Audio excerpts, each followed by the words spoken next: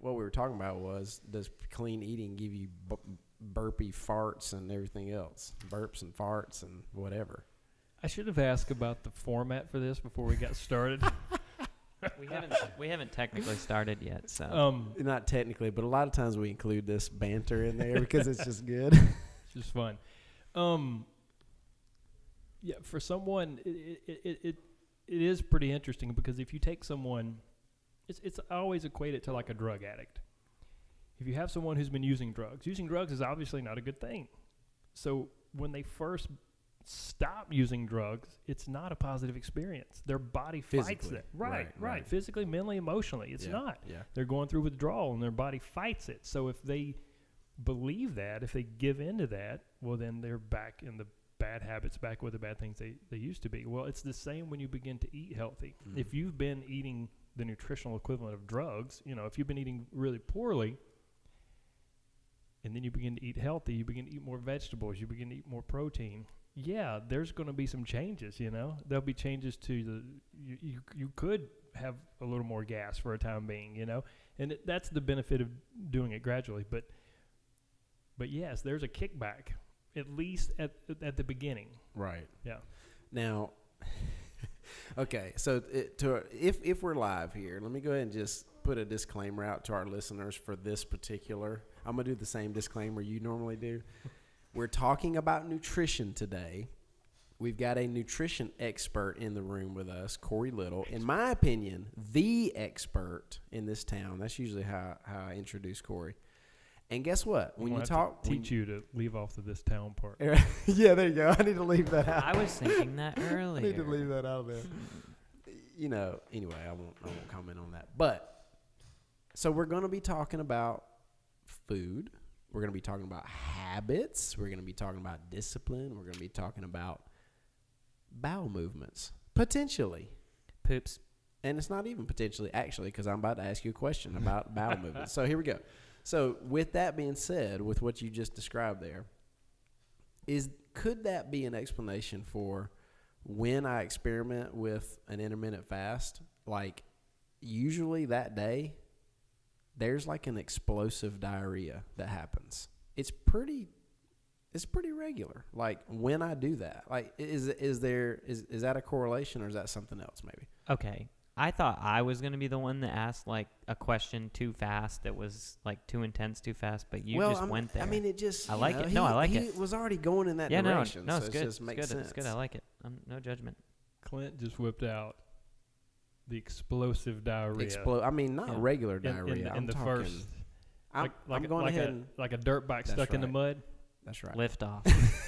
Yeah, you just got that visual, didn't you? Right. That's good. Before I answer this question, a quick funny story about bowel movements, because they're so funny. So, my wife, Allie, is still very close with a lot of her high school friends, and they have a big kind of a big Christmas gathering every year, and it's kind of like almost a reunion of sorts. And so for years we've gone to this, and there was a guy that she dated all through high school and through part of college, kind of, her high school sweetheart. Nice guy, great guy, I like him. I've met him a number of times. And but obviously a little different than us. So we wound up at the same table with him at one of these gatherings. And so we're talking about just life and business and work and, everything in between. And, again, like you said, when you prefaced all this, hey, just what I do, nutrition, training, the body, bowel movements, everything. I mean, there's a number of my female clients. I know a lot of information about their intimate details. Well, when they're cycling, when their menstrual cycle is, and different, because it impacts their body, it impacts their performance, especially if they're competitors. So we're having this conversation, and I don't know how it came up or whatever, but I was saying it, and I was very proper. I said it's not uncommon for me to know about, my female client cycles, to know about, my client's bowel movements and so forth and this and that. He stood up from the table and walked away. You're joking. No. You know this guy fairly well or not? Yeah, I've met him a few times, and he's a nice guy, but it was just like that. Obviously, that was not cool. That was not cool to talk about. Did he return to the table? Yeah, he came back. So he just had to take a little break. He just had to step away, man. Yeah, he wasn't about the bowel movements. Okay. So all right. yeah, but Was that insecurity? no. I'm not trying to say what I really think it was. I think he was just in the way he was raised. You know, okay. you just I don't gotcha. talk about those things. And in my world that I live in, you know, we talk about. You just ask about explosive diarrhea. Yeah, and I haven't even introduced the podcast. We're already talking about explosive diarrhea. You know, it happens. Is there really a better way to get people's attention though than to start talking about poops? All right, last question on this subject. I didn't even answer that one. And then we're gonna end. Yeah, you're right. But let me ask you one more before you answer that one. Stacking them. How pictures? Do clients send you pictures of the mudslide? Oh Lord, no. You not usually. They don't usually go. That there might make with me get up and walk away from the table. No, I mean some people have sent me pictures before. I have family members. It's happened, but it's not regular. But no, that's not. They'll talk to me about it, and oftentimes apologize in the Right. process of talking Right. about it. And I'm like, no. I'm really sorry, but can you Yeah. look at this picture for me? Anyway, so back to the answer, the intermittent fast question. So yeah, I mean everybody's that is a perfect example of how I'm telling you, dude, the shine off my forehead is going to blind everybody. And I'm kidding. So everybody's body is obviously very, very different. You guys know this. You know we're in Right. we're in the different but very same field. You know, and so what's fascinating is when I intermittent fast, I won't go to and I'm not constipated. It's not that, but I just feel no need to go to the bathroom. Sometimes for a day and a half. It's just like there's nothing in, so there's nothing to come out. So I don't know for you, is it towards the beginning or end of your fast? That's a good question. I want to say it's towards the end of the fast. It's usually about 7:15. It's almost like I'm fully emptying. That's what it feels like. It feels like I'm letting the last things out of there. Have you eaten? No, like I hadn't eaten yet. So it's not like the end, like you eat and then it happens. Yeah. It's more. Does that happen? Can that happen that fast? No. That's another huge thing that just makes me laugh all the time. People will go eat like it's always it's Mexican I can't or wait it's to Chinese. show this to my wife. Right? Yeah. Preach. So it's always Mexican or Chinese. It's always one of those two things. And people will go eat and then they'll be like, "Man, that Mexican ran right through me. Good Lord. Right. I couldn't even hardly get home, and I was sitting on the pot." Right. That Mexican is still sitting in your stomach. Right. You have yards and yards and yards of intestines. It's not one straight tube from here to here. Right. And it goes, it's not the way it works. But what happened is usually that heavier meal, that Mexican or the Chinese, is like a bomb to your digestive, especially if you've been eating clean. And it's if you've got a sensitive gallbladder. So you eat that huge dump of calories, no pun intended, and it triggers something, usually the gallbladder.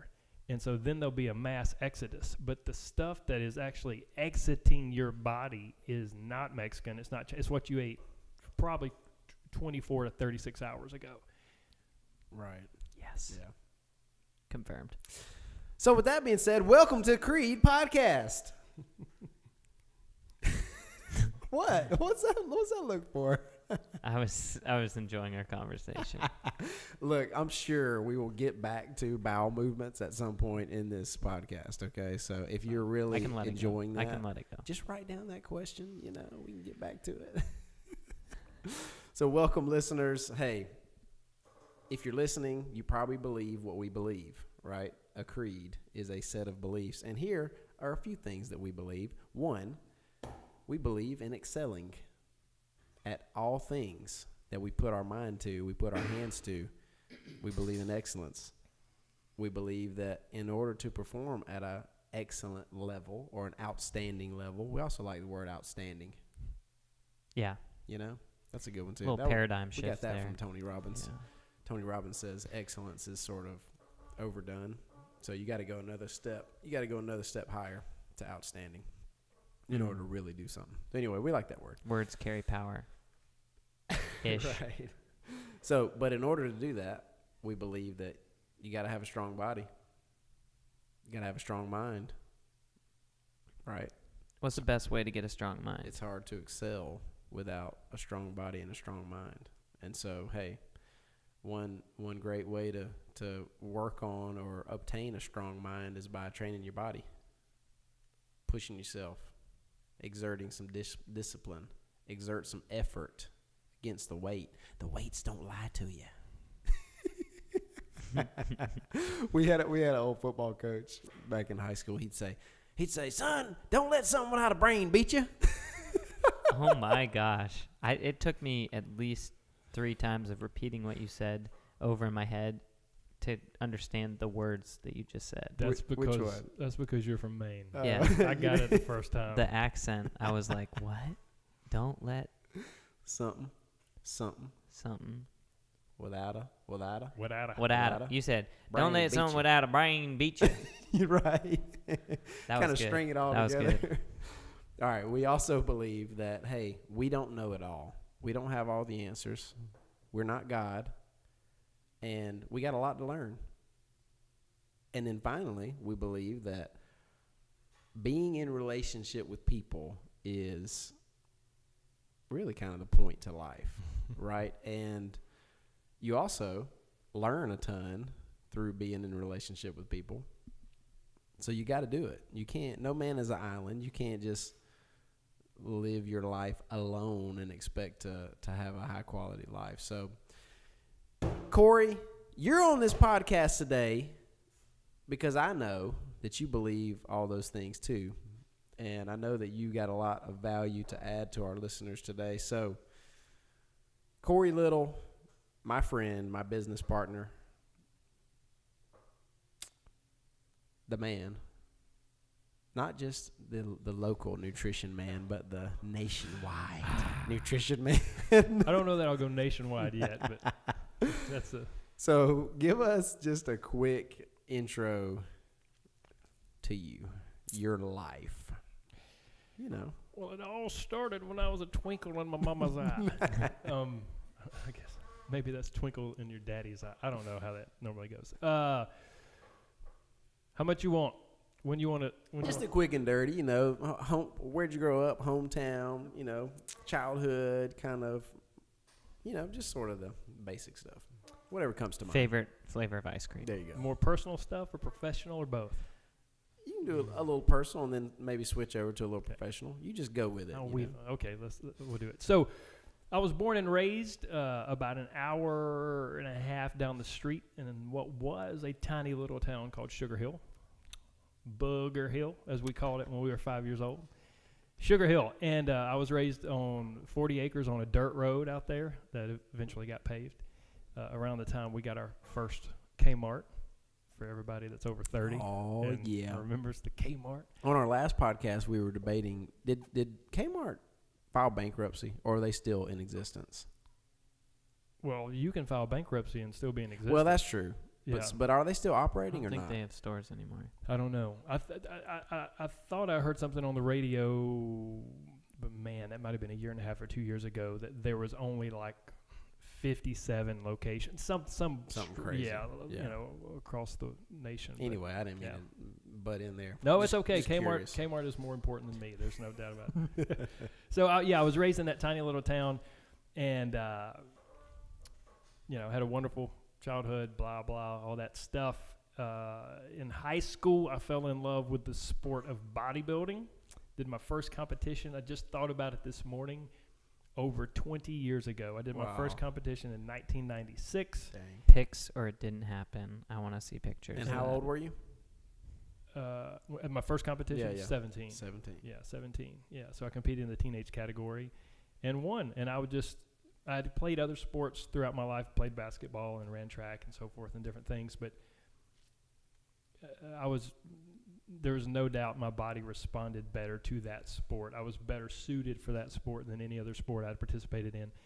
And so, yeah, that was the beginning of a love affair, of a passion, of an obsession almost, you know. And I competed for about the next 10 years and was very blessed to have a great career. I competed in one world championship, the Junior Olympic Games, another national championship, all up and down the East Coast. And, yeah, it was a wonderful, wonderful experience. So that is where I learned a ton about nutrition and how to change your body, and not just what's healthy, but how to lose fat and keep your muscle or gain muscle, and how to, like you and I were talking about a little earlier before we crunked this up, how do we drain that water off? Yeah. How do we do stuff like that and do it in a healthy way so that you can still perform? So during that time period, obviously during that 10 years, I went to college. I got my first degree in allied health from the wonderful, majestic little place up in the mountains, Young Harris College,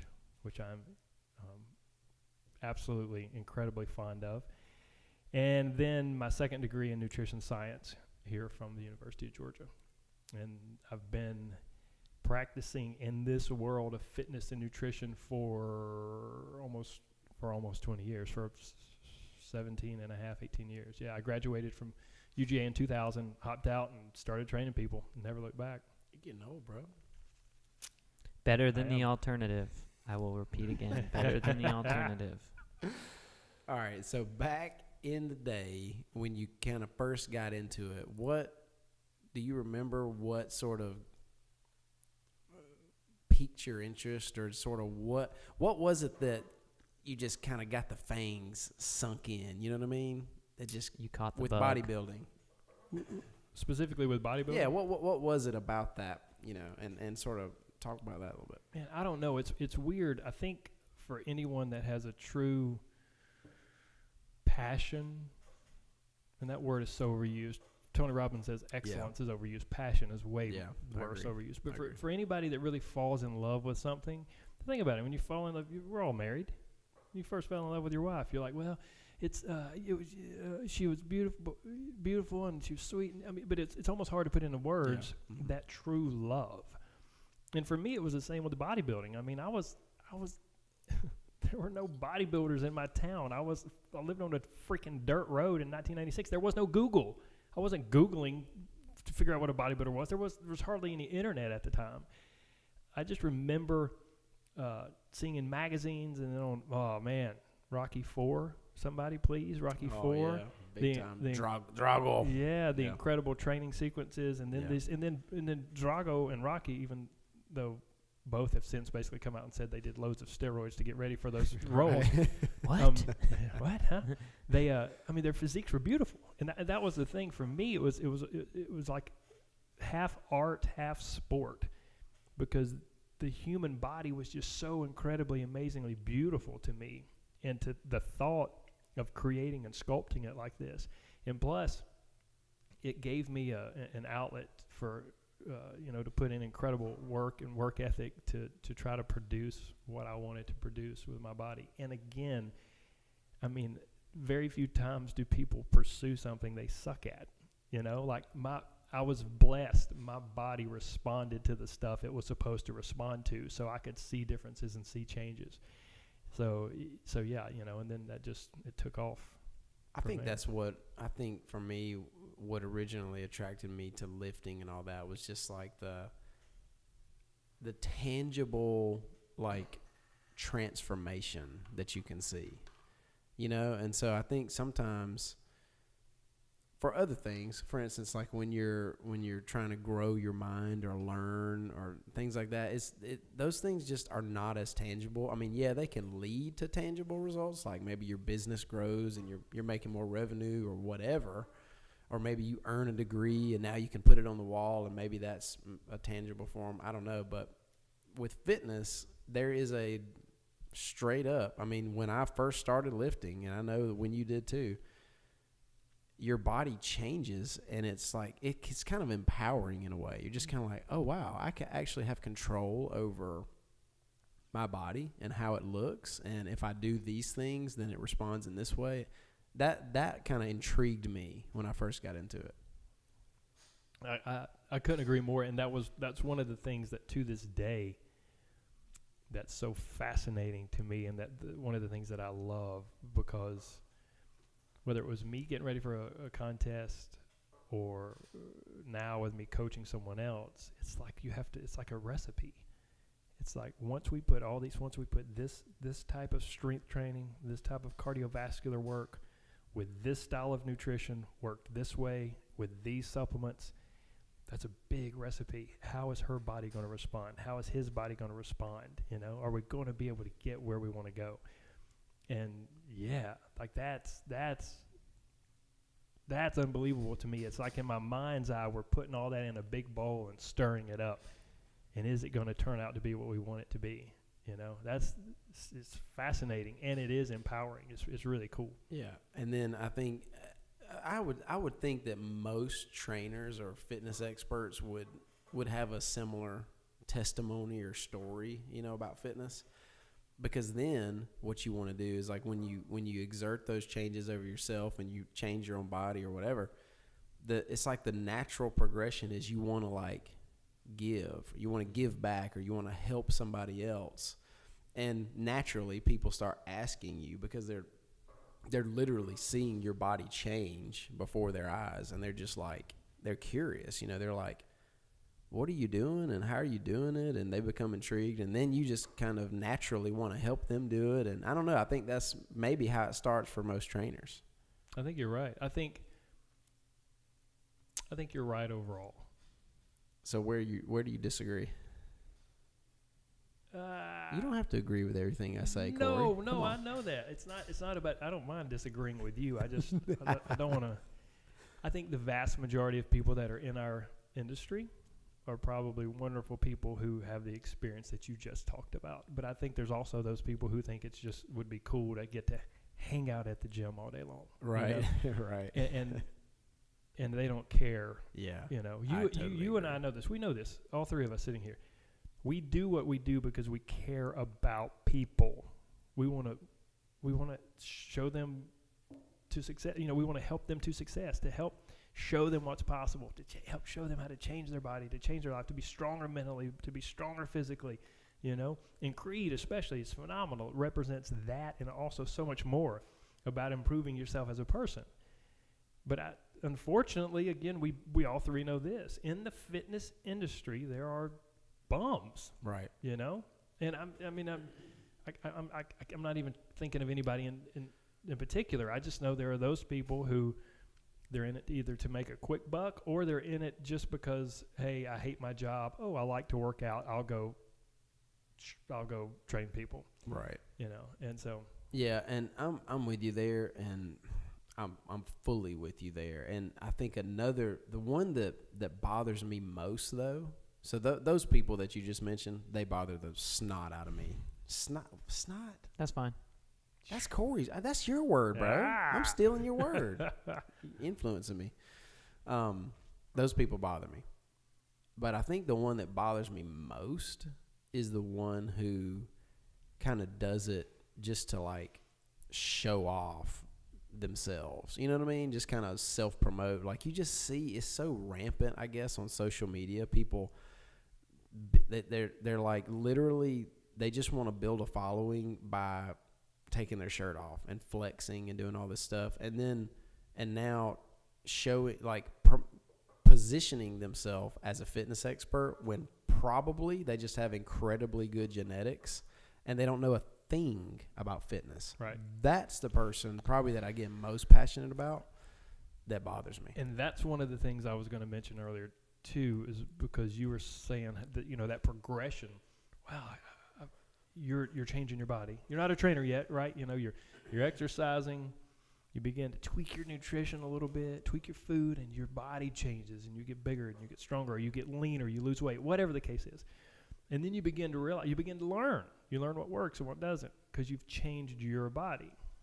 Now, there are tried and true principles to changing your body, you know, but I believe the next level of expertise in our field is when you realize, okay, this is how I changed my body.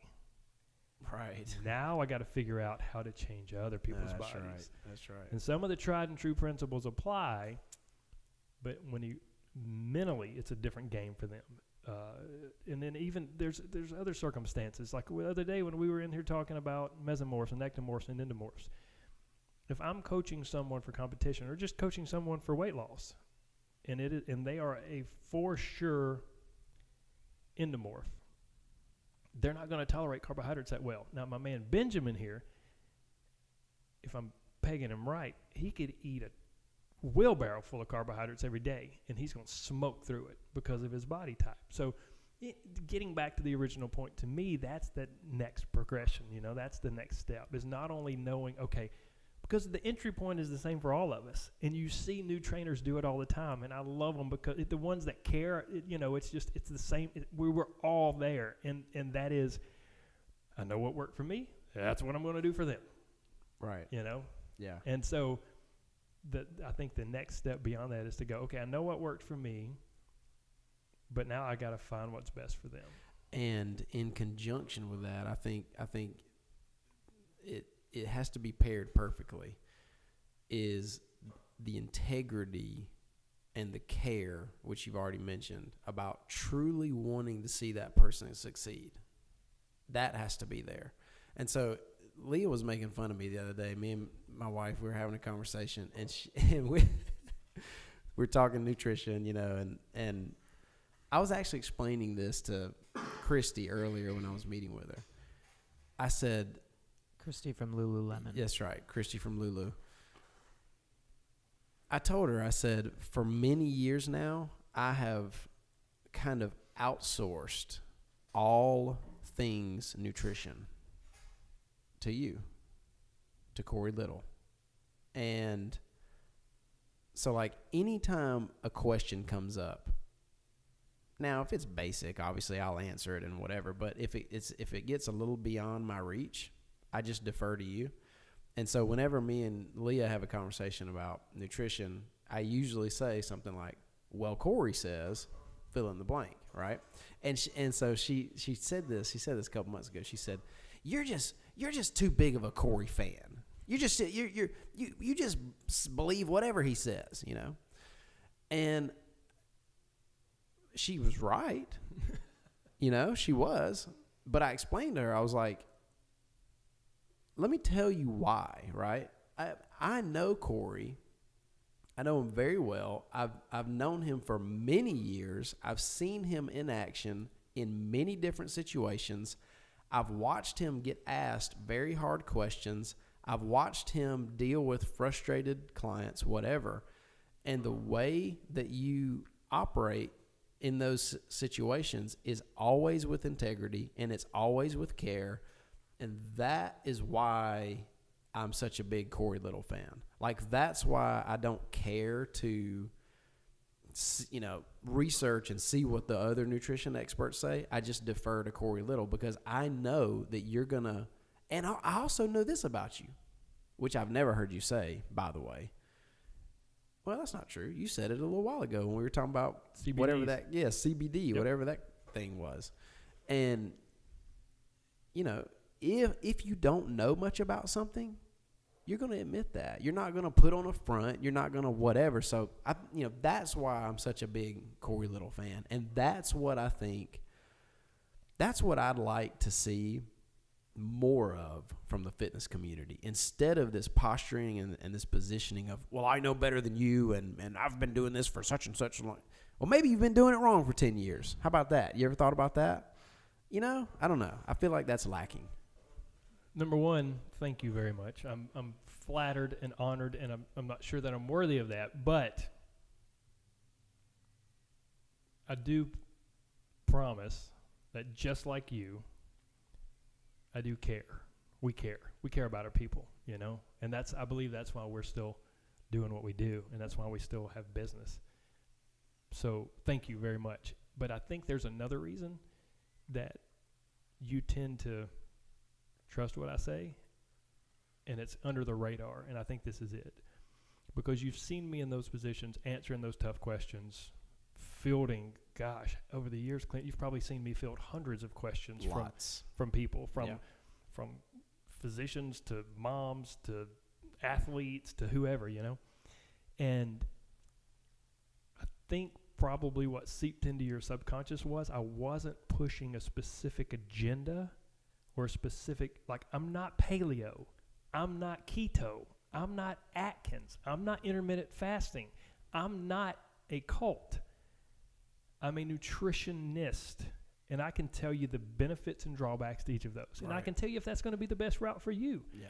And then I can tell you what I'm going to recommend, what I think would be the best route for you. But I'm not prescribing the same thing for everybody. It depends on you. It depends on your situation. And that is where I feel like that's what I think is one of the things that's different from the fitness industry, because everybody's trying so freaking hard to differentiate themselves and to sell a product or to sell a way of thinking or a way of life that they it's like they have to become so sold out on it. Right. That nothing else is right. Nothing else works. No, guess what? You can get results with Atkins. You can get results with keto. You can get results with, name it, fill in the blank, South Beach, intermittent fasting, blood type diet, going gluten-free, whatever. You can get results with any of those. But, when you know enough about nutrition science and you can pull the curtain back and understand what's going on underneath it, you understand why people can get those results. And then you also understand that some of those may or may not be best suited for a certain individual, and especially for long-term results. Right. And that's the key. That's when I really started to I was a Corey fan because Clint was a Corey fan, and I deferred to Clint, to Corey, like kind of even more so. I was like, well, if I don't know, Clint knows, and if Clint doesn't know, Corey knows. When I first started asking Clint, nutrition questions, I'd come with a lot of stuff from podcasts I'd listened to, a lot of quote unquote bro science. You familiar with that term? I get called out for bro science, and that's just people that are in a position like I am, where let's say I'm doing keto, which I'm not. I'm doing keto. I'm experiencing good results. I had a nutritionist who told a friend, and then the friend told me about it. Now I'm doing it. I'm getting results. I like it. And so I tell everyone, keto's legit. Check it out. This is how you do it. And it's like half-baked science, which there's some value in that, but it's also it's volatile. So when I became a big Corey fan was when I would come to Clint and be like, what about this? What about that? What about this? And he'd be like, oh, I don't know about that. You got to ask Corey. And openly skeptical about them. And so I went to you kind of with, a laundry list of questions, and I was kind of expecting you to be like, no, not that. This is what you want to do, and have like the cookie cutter, Corey's kind of product plan. And when you were like, this is the benefit of this is the benefit of that, this is the drawback, and you didn't come from a planned perspective, you came from a understanding each one for what they are, their strengths and weaknesses or different applications, that's when I was like, okay, cool. Yeah, I'll get behind this dude 100%. Because to me, that's, when I see an ad on Facebook or whatever, and it's like Keno Body or, I can tell it's plan specific, and they're selling a specific plan to the general population. That's when I'm like, peace, I'm done, because you can't advertise one thing for everyone. That just, obviously that doesn't work. Yeah. And thank you also. Oh, shucks, guys. I got a tear in my eye. Well, just wait. We're about to really pour it on. Oh, Lord. No. So yeah, let me thank you, Benjamin. I appreciate that. And let me say this before we move forward, because for people that are out there that work for me or worked with me, or they've done the Challenge to Rise, or they've done whatever, they're going to be like, wait a minute, that dude does have a plan. He does have stuff.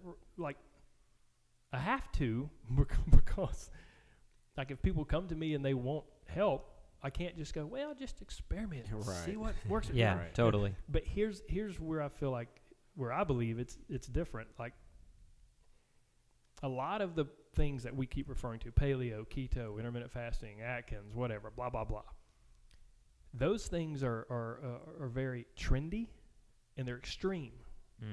Who do you know that's been keto for a year or more? Name one person. Unless they're epileptic, because keto is extremely beneficial for epileptics. But unless that's the case, you don't know anybody that's been keto for a year. Who do you know that's done Atkins for a year? Nobody. So my whole mantra, like my whole shtick is this. What does it matter what you look like or weigh 6 weeks from now if 6 months from now it's gone?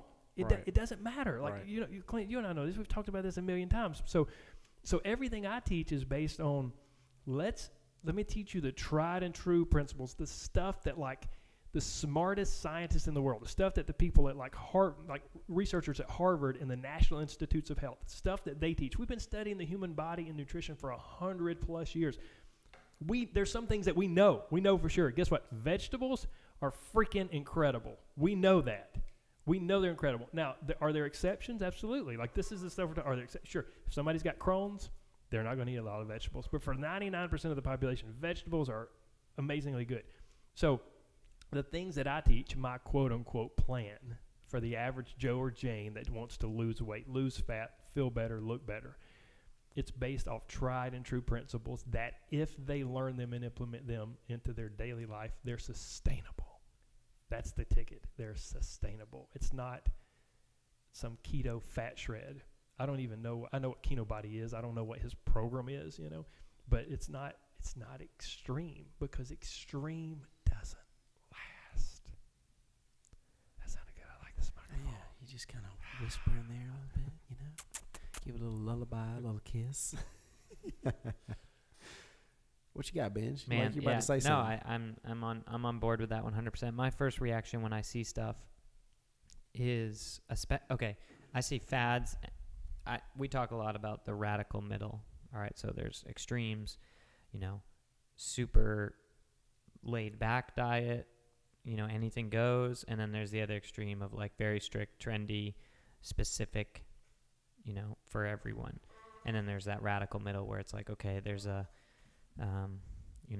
balance here, sustainability. And anytime I first encounter a diet or a nutrition plan or whatever, I usually judge it as like, oh, that's like, even in the radical middle, it's like, all right, let's say it's, 40% carbs, 30% protein, or 30% carbs, 40% protein, and 30% fats. I'm like, oh, wow, that's too much carbs. But really, that's a really great diet for the average person. That was one I was looking at this morning. And then on the other hand, I might look at someone's got this like keto. It's like, high protein, high fat. I'm like, oh, well, that's not sustainable, But I think that what's really most important and what kind of resonates to me with what you're saying is for the general population. If you have Crohn's, if you're celiac, if, you're going for a competition or something like that, then a group setting or a group nutrition is something that you can listen to, but you need to get like one-on-one, advice for, because you can't put yourself in with that crowd. You're just not that. And, I think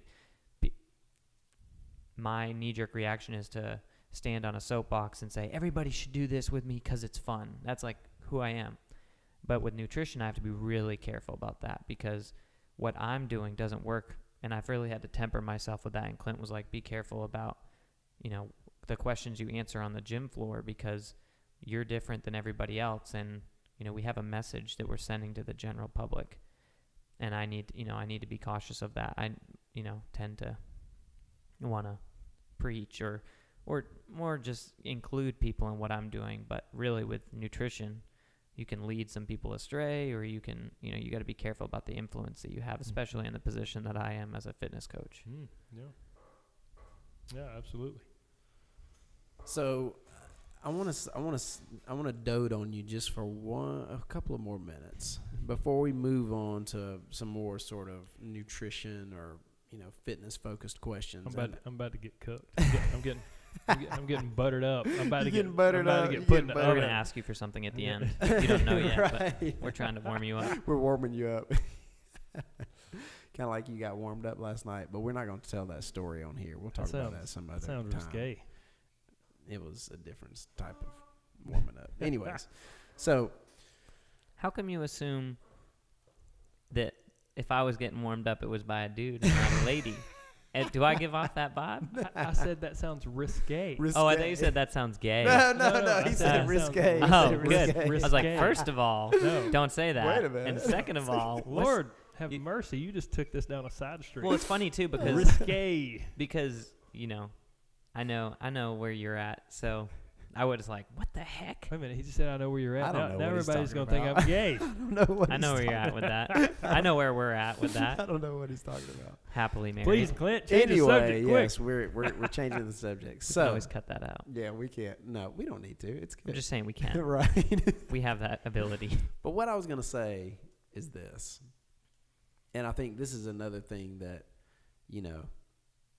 attracts me to you, not in a gay way, but in a loving, friendly way. Porcelain white skin. That's what attracts most people to me. But you, and again, this isn't just true with me, but I've seen it over and over again. You care about people more than just them, losing body fat. You actually care about the person, and so I just wanted to tell a quick story for our listeners of how I came to know you, and just kind of, something that you really did for me in the beginning. But so I lived with a guy named Matt Pack. Shout out to Just old quick- Matt Pack. Quick side note. Yeah. Have you ever noticed? I think we talked about this. Nobody ever calls him Matt. It's always Matt Pack. Matt Pack. Matt But Pack. then, how with a Matt name like that, how could you go by You just know? Matt though? Yeah. So we were roommates in college, and Matt decided he wanted to do a bodybuilding competition. So he naturally enlisted Corey to help him with his nutrition plan. And we knew you from Ramsey, the Ramsey Center over at UGA. You were a trainer there. And I think Matt was maybe getting into training there or whatever. And I worked at the gym. I worked at the school gym there. And you were a few years older than us, so we kind of looked up to you anyway. And so he enlisted you to help. And I, over a period of time, just sort of watched from a distance, watched Matt eating and preparing for his show. And back then, my eating was horrible. I'm talking bad. Never ate breakfast, ever. Probably ate fast food twice a day. Wow. Yeah, I mean, it was, yeah. Savage. And the crazy thing was, I was working as a personal trainer. Like, I had been doing that for maybe a year or ish, maybe a year. Go ahead. You gonna say something? Were you conscious of the fact that you weren't eating how you should be as a leader in the fitness community? Yes, I was. Okay, just curious. I was conscious of it, and I think you don't think so. You don't think I was conscious? No. I was just gonna say I think I didn't know you obviously back then or know you that well, but I don't think that Clint Watson back then probably ascribed to and held himself to the same standards that you do now. No. God, no.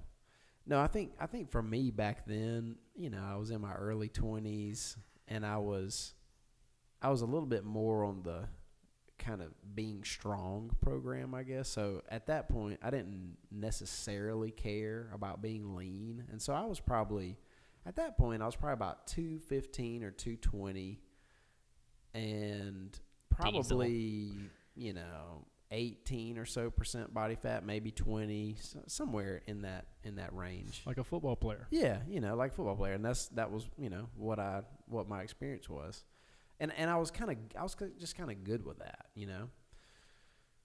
And anyway, so that's where I was at. But I would watch Matt, and I began to get convicted.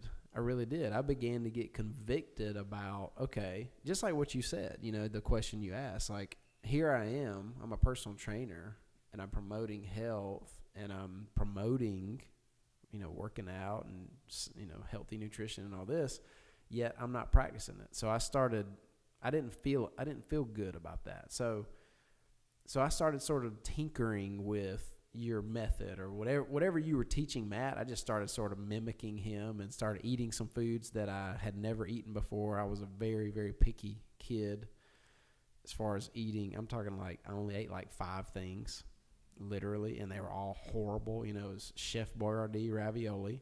It was Breyers ice cream, not Mayfield or Publix. Breyers. It had to be Breyers. Is that better? I don't know. I mean, I liked it better. Okay. Yeah. Hot dogs, my grandma's spaghetti, Lay's potato chips, Debbie cakes, and I probably drank 3 to 4 Pepsis a day. No joke. And I did that for most of my life, all of my childhood. And you were strong. You were borderline D1 athlete. So all we do is we package that. We put a cool name on it. That's it. We got a new program. And it's right. Let's sell it. Because it worked for you. Now I wasn't that bad, from a nutrition standpoint. Like in my later teens and early 20s, I wasn't that bad. I had finally kind of differentiated and started eating more foods, and so I wasn't on that program. Hamburgers, up not until just that hot point. dogs. Right, I was a little bit better. Anyway, so fast forward a little bit, I start getting on the program. I start, eating better. I think we started getting to know each other a little bit more, maybe through Matt and Chris Andrews. You'd helped him with his competition. And I think maybe we hung out a few times. I don't know. I don't remember the details. But what I do know and what I really do remember is 2008 being a very hard year for me. That was just a very tough year for me. And you knew what I needed at that point in my life. I didn't know. What I needed was Jesus. What I needed was God. I needed a relationship with God. And I thought I needed a new girlfriend or a new career or whatever it was. I was just in a rut. And do you have something to say? I was going to say you needed bigger rims on your Cadillac. Exactly. I needed my cornrows a little You longer needed and bigger rims. 24s, not 20s. Somehow we got to get some pics up somewhere, Yeah. man, because people are going to want to see those. Did you have a Cadillac? Oh, yeah, baby. Cadillac DeVille, 1996. One of those models that, the back wheel was covered, On what? 20s or 22s, did you say? They were 20s. 20s. Back then, that was big. It needed 22s. Yeah. But anyway, I couldn't afford 22s. I could only afford 20s. Anyway, so at that point, and I don't know what your recollection of all this is, but I do remember you gave me a book called Mere Christianity, and I started reading it. Like I was at that point in my life where I was so down and I was so in a rut that I started reading that book, and through another series of events, meeting Leah and her witnessing to me and all that, I ended up accepting Christ, and it was, the best thing that ever happened to me. Aside from being physically born into the world, being spiritually reborn into Christ, that was a game changer for me. And so I just want to thank you publicly, for being there for me, for witnessing to me, for praying for me, and not in an obnoxious way. You know what I mean? Like I had a few Christian friends at the time, and they would kind of do it in an obnoxious way, which turned me off. And you did it in a very natural way, and I respected you for it. And so, yeah, I just want to thank you, man, for caring about me beyond just my physical fitness. You're welcome. It was my honor to get that the good Lord chose to allow me to serve in that capacity for you, to just serve as a piece of that story. And looking back, Mere Christianity was not the best book to I was give you. like, dang. But Gave me a deep one. College. But you were probably playing off of I Well, have a more rational mind. Yes. I'm not a real emotional person. So you were probably that played into it a bit. Yeah, you're obviously a smart dude, logical, rational guy, and I had read the book not long before that, and it had, I had been a Christian for a really long time, but reading that book had, just rocked my world, even having already been a Christian. So yeah, I thought it was a good choice. But either way, it played a role, and I'm thankful for that, and I'm honored by that. So it was a blessing to me as well. So here's a question that I want to talk about for a few minutes. I've been promoting or talking about fitness in this way lately, and I'm curious to hear your opinion or your take on it. what I used to say about fitness was that fitness was, 70% nutrition and 30% exercise. And so now I've kind of shifted the way I talk about that a little bit, because I just believe that the mind is such a huge part in the whole system. And so now I talk about it like this. I say, mindset is 60% of the equation. Nutrition is probably 30% of the equation, and exercise maybe 10% of the equation. And so I'm curious to hear your take on that. And yeah, just talk about that a little bit, because it's very common for people to ask about, what do I need to focus on, nutrition or exercise or whatever. And we know how much more impactful it is for people to focus on nutrition versus exercise.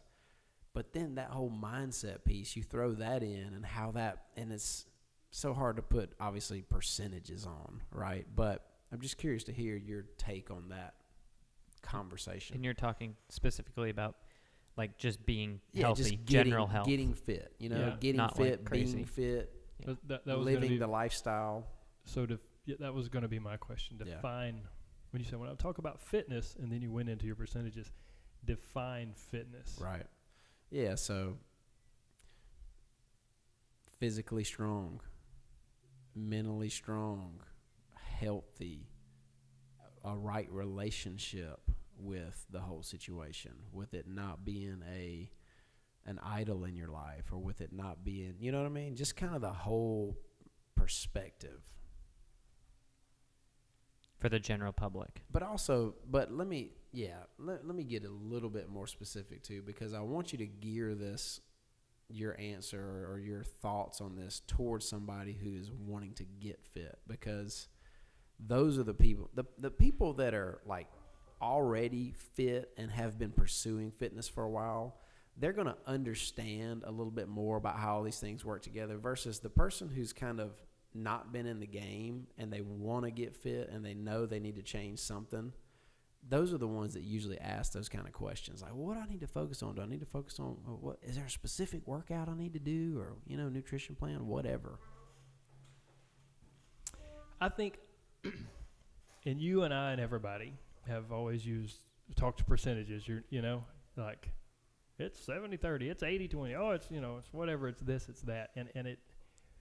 I really believe that we're talking about it wrong, because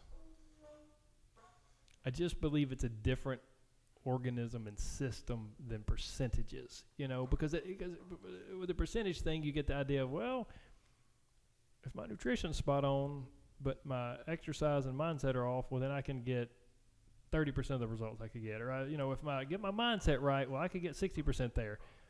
But in reality, those things are like this cohesive thing that comes together. So I was trying to think as you were going through that, and I stalled a little bit with my question. I did have that question, but I wish I had more time to think about it. I could maybe come up with a better analogy, but I speak in analogies. So I think maybe better than the percentages is to think of it this way. If we think of it like a vehicle, so nutrition is and it sounds so cliche, right? Nutrition is the gas. Nutrition is the fuel, because if your car doesn't have fuel in it, if it doesn't have gas in it, it ain't going nowhere. So if you don't get the nutrition piece right, I don't care what you do, you ain't going nowhere. You can forget it. Forget it. And your mindset, the save mindset, because I think that's kind of special. So the nutrition is the fuel. Exercise is like the gas and the brake.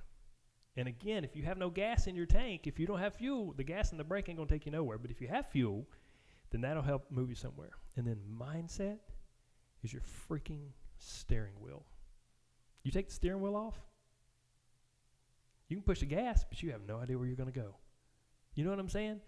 Like, your mindset is what steers you. It's what enables you to go where you want to go. You and I both know this. Benjamin knows this.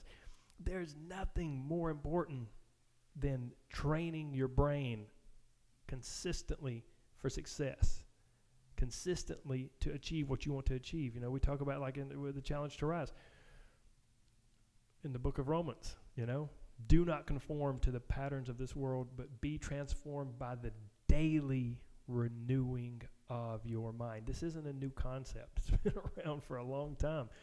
But if you do not consistently train your brain for success, you will not go where you want to go with your body, with your relationships, with your career, with your life, with whatever. So to me, with this car analogy, that's your steering wheel, because that's what allows you to go where you want to go. Your nutrition is your fuel, because if it's not there, even with the steering wheel, you ain't gonna get there. And then your exercise is your gas and your brake. I can push it harder, or I can ease up. What do you think about that? Yeah, I like that. And, I think another thing that I've just been thinking a lot about lately, when I say lately, maybe the last 2 years, is just belief, just belief, like the simple belief that you can achieve. And you can change if you want to. I just feel like that thought or that belief or those limiting beliefs of, well, I've tried this, I've tried that. You know how it is, especially with nutrition. I've tried this diet, I've tried that diet and the other, and I've done no carbs, and I've done da-da-da-da-da, and none of that works for me. And so then, it's this mindset that gets developed, this I can't mindset that gets developed. And so now, if you give that person the perfect tools, you give them the Corey Little plan, the perfect nutrition plan, and you give them the perfect workout plan, the Creed workout plan, whatever, you give it to them. If their mind is not in the right place and they're still thinking that they're going to, that they can't do it, it's for nothing, Yeah. So I think that's why I've been talking about mindset a little bit more lately. Oh, it drives it all. And I think the idea of belief, not just, and you touched on this, but not just do you believe that you can do it? That's vital, of course, because if you don't believe you can do it, then you don't take actions that lead to what you want. And then when you don't realize what you want, then you start to believe even more that you can't. So then you continue to not take action. I mean, it's this cycle, right. But so that's huge. That's the first step, is to actually believe that you have the capacity and ability to do it, the capacity to change, that you can change. But the sinister thing is what you just said, those limiting beliefs. And some people may say, oh, well, that's the same thing, but it's not. It's not. I heard a guy talking the other day on a podcast, ironically enough. His name's Ed Milet, and he was saying, if you're an 80-degree person, unless you overcome being an 80-degree person, you're going to be an 80-degree person. He said it doesn't matter if your life and your circumstances and whatever you're doing at the time takes it up to 90, you're going to find a way, subconsciously, behaviors, different things you do to take it back down to 80. And he was saying you have to reset your thermostat. Yeah. And that all comes back to the limiting belief. So you take this person you talk about, give them the fantastic workout plan, fantastic nutrition plan. They're pumping iron at Creed, and they're following, my nutrition principles, whatever you want to call it. Even if they get results, if they have not somehow dealt with or shed those limiting beliefs, they're going to crash. Like they don't have a steering wheel. They're going to crash into a wall. They're going to get back to that 80-degree person or whatever. There's a lady I work with. She's been a client of mine for a while, and she's lost over 100 pounds. And she'll come to me and she's like, Corey, she's like, people, it's crazy. People talk to me like I'm this different person now. She's like, I'm still a fat girl. These are her words, not mine. Right. She's like, I'm still that fat girl. That's her identity. That's her mind. That's her identity. Right. And that's a scary thing, because if she still believes that, she can go back there. And I thank God she hasn't yet. And I believe she's embracing her new identity pretty good. But I really believe that's the reason some people, especially people who have been heavy the majority of their life, people who have struggled to lose weight the majority of their life, they build a personality and a friend group and a social group around that. Yeah. And I think they may realize it, they may not. When attempting to make progress, they lose 5 pounds, they lose 10 pounds. It scares them. And they begin to sabotage it because suddenly how is my friend group going to relate to me if I'm not the chubby girl anymore, not the chubby guy anymore? How's my, what am I going to do when we always go out to Mexican on Thursday night? How are they going to relate to me? How am I going to, it's a scary thing to become a different person. Yeah. Like the fear of loss or whatever. Yeah. So I have a friend who, similar to what you're talking about, and this guy, he makes a lot of jokes about being the fat guy and stuff like that. And so, I was just like, man, I mean, think about how that plays out. Let's say he takes his kid to a birthday party and there's birthday cake there, if you're telling yourself, I'm the fat guy, ha ha ha, look at me, I'm the fat guy. Mm-hmm. You're probably not going to be able to keep away from the cake. You're probably not going to be able to resist that because you're thinking to your head, well, what's one piece of cake? I'm the fat guy anyway, and I'm always going to be. So what difference does it make? Absolutely. And not only are you not going to be able to resist it, you're almost going to feel a responsibility to eat it. Right. I'm the chubby dude. I'm the fat guy that's fun loving, and everybody, Right. give me a piece of that cake. So Yeah. it's absolutely. Yeah. When that becomes your personality and identity, like if you told, everybody has expectations at that party or whatever for whoever to show up, the character that's dressed as a clown, the Disney princess, and the fat guy, and the guy who drinks too much. Mm-hmm. And that I think I can apply this to finances. I'm the broke one, or I'm the one that lives big and just throws money around. To drinking, I'm the one who always gets more drunk than anyone else, the life of the party, and you take that identity on, and that makes it so hard to change. Amen. I'll bring it to today, to about an hour and a half, 2 hours ago. I'm about to poop on myself a little bit here. That's all right. So I don't mean like literally, like we were talking about earlier. So you're not defecating on yourself. For the vast majority of my life, I've been the what guy? The Clint? fit guy. No, well, yeah. The bodybuilder guy. Yeah. I'll get to that in a minute. But The kind guy. There's a lot of what? There's a lot of stuff. The very romantic, awesome, The fair skinned guy. What time did you think I was going to get here today? The late guy. Yeah. So for the vast majority of my life, I've been routinely 5 to 10 minutes late. 5 to 10 minutes late. 5 to 10 minutes late. I'll pull up, and I've gotten better with that in recent time. I'm not perfect, but I've gotten better. And I'll pull up in the parking lot today, and I'm a solid 12 to 15 minutes early. And I caught myself. I just pulled up in the parking lot, kind of turned my car off, was listening to the radio, and I was like, wait a minute, why aren't you getting your stuff and going on in? And I really believe it was that subconscious thing into me. My identity, like you said, people expect the clown to show up. They expect the fat guy to show up. They expect, oh, you're the broke guy. You're always got to be broke.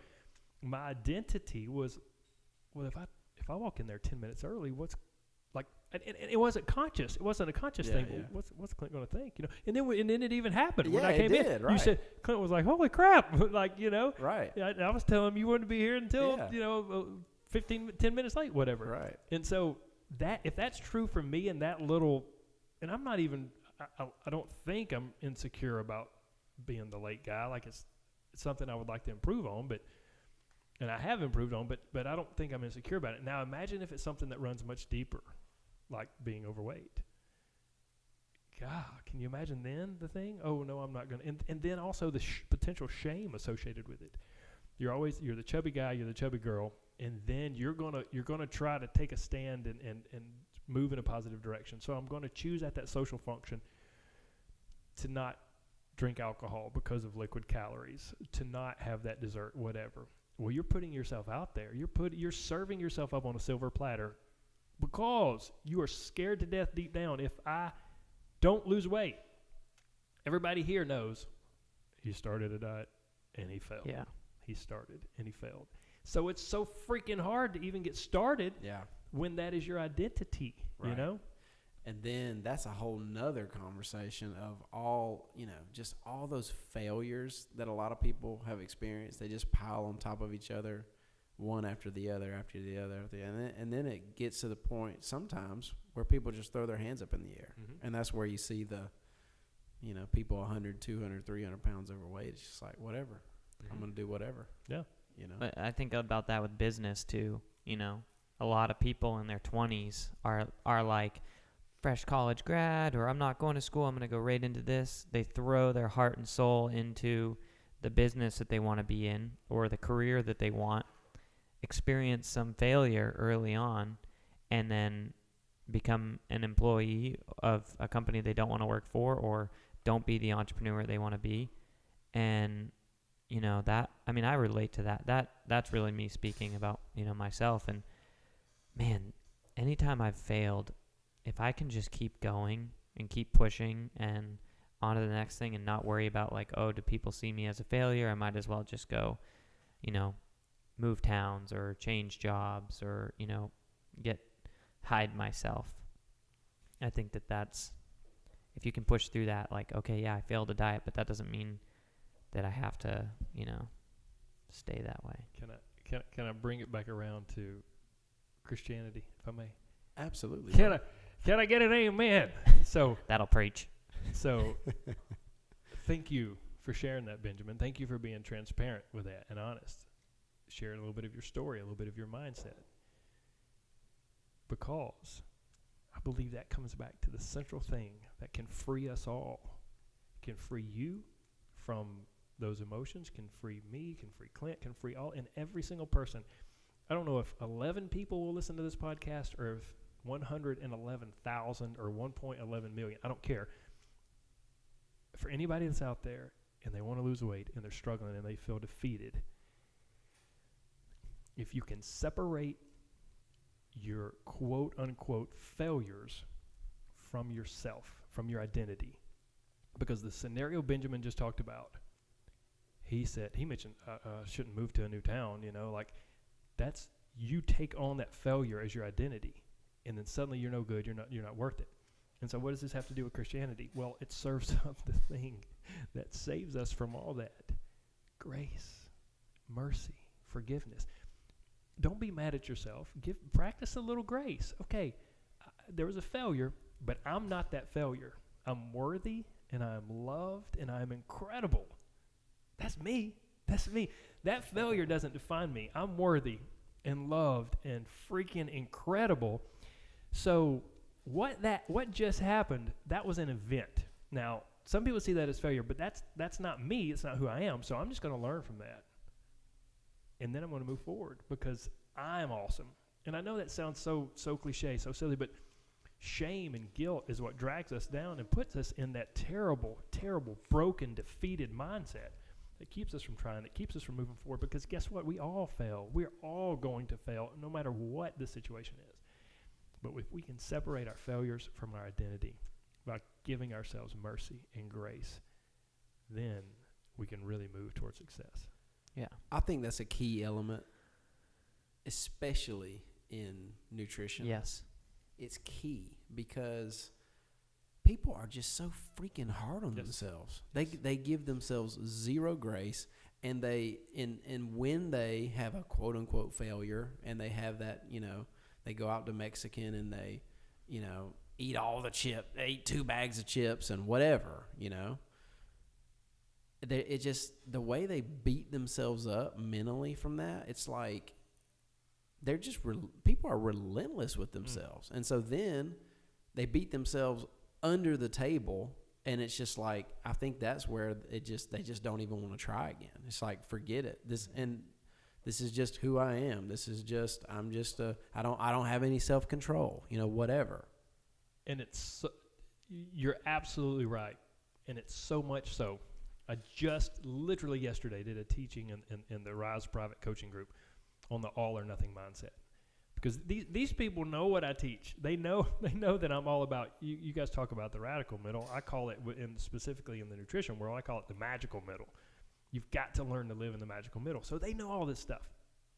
yet still, and it's not. And here's the thing: there's some people who are doing incredibly well, but here's the thing: they're scared to death to indulge a little because they're like, it's just going to set me back. It's just going to spin me out of control. It's going to undo all the hard work I've done. But if you cannot learn to get past that all or nothing mindset, you're toast. You're toast. And that's exactly why we've come full circle. That's exactly why there's the ketogenic diet and the this and the that, because they're extremes. And people think, well, I couldn't learn to live in the middle. I couldn't navigate that, so I got to go to an extreme. I've got to go to an extreme to get results. Well, good luck. We'll see how that works out for you in 6 weeks. Well, it's hard to sell the middle. I mean, it's hard to. I agree with that. It is hard to sell the middle. That's a good point. And so people don't know that that's an option. They think it's either keto or keto/Atkins or, gluten free or whatever. And now, the more we learn about addiction too, and brain chemicals, and I'm not an expert on it at all, but I understand the shame cycle, and the way shame cycle contributes to addiction, whether it's pornography, sex, drugs, food, anything that you can get addicted to, nicotine. The more you take on that shame of like, oh, I messed up, or my identity is this, or I'm the fat person, or I'm the alcoholic, or whatever it is, the more you put that on yourself and feel shame for it, your brain is desperate for an escape from that, because you're torturing your brain. Mm-hmm. And so it's like, give me something. What's the fastest way I can escape this situation of shame and guilt? And what it does is it grabs onto, the exact thing that is causing you the shame, whether it's, looking at porn, or it's, texting your ex, or it's, going for the ice cream late at night because you feel like crap because you had a hard day. Mm-hmm. And that, that sends you deeper into the shame cycle. And that's why, the more we learn about shame and those chemicals, just knowing that, so that when you do feel shame, you can be like, all right, it's okay. Grace has to precede transformation. You can't transform and then add grace later. No, correct. You have to give yourself grace first, and the transformation will follow that. You cannot expect yourself, first I'll change, then I'll be kind to myself. That will never happen. Not in a million years. Phenomenal point. Yes. And grace is the trigger, but it's not an injection. It's not a vaccine that you get once. The daily renewing of your mind. You give yourself grace day after day after day. And then the beautiful thing is, the more grace you can extend to yourself, then the more grace you can extend to others. Absolutely. That's, and God, I mean, let's look at American society here. I don't mean to get off nutrition, but do it. Fired up on some different topics. Somebody, some public figure, politician, preacher, athlete, they mess up. They slip and they fall. Whatever it is. It could be something dastardly, let's use Michael Vick, because it's not a human-related thing. It's a dog-related thing. And I'm not saying dogs are incredible. I love dogs, okay? But he messed up bad. But there are people, he messed up, he goes to prison, he serves his time, he gets out of prison, and there were people that said he should never be able to play in the NFL again, ever. The man served like 2 years in prison. Can we? And then not only that, he would do speaking engagements against animal cruelty. I mean, this man bent over backwards to right his wrongs. But our society could not extend him any grace, any forgiveness. Parts of our society couldn't. He should never play in the NFL again. There were people at the very, very end of his career, when the Pittsburgh Steelers wanted to pick him up as a backup quarterback, there were people, once this became public knowledge, standing out at the Pittsburgh Steelers facility with signs protesting it, not wanting him to be on the team because of what he did all those years ago. And it breaks my heart. Now, this man, yes, it's bad, it's messed up, but guess what? Do you want your life put up on the big screen? Do you want yours? I don't want mine. I've messed up plenty of times, So Yes, grace, man, grace.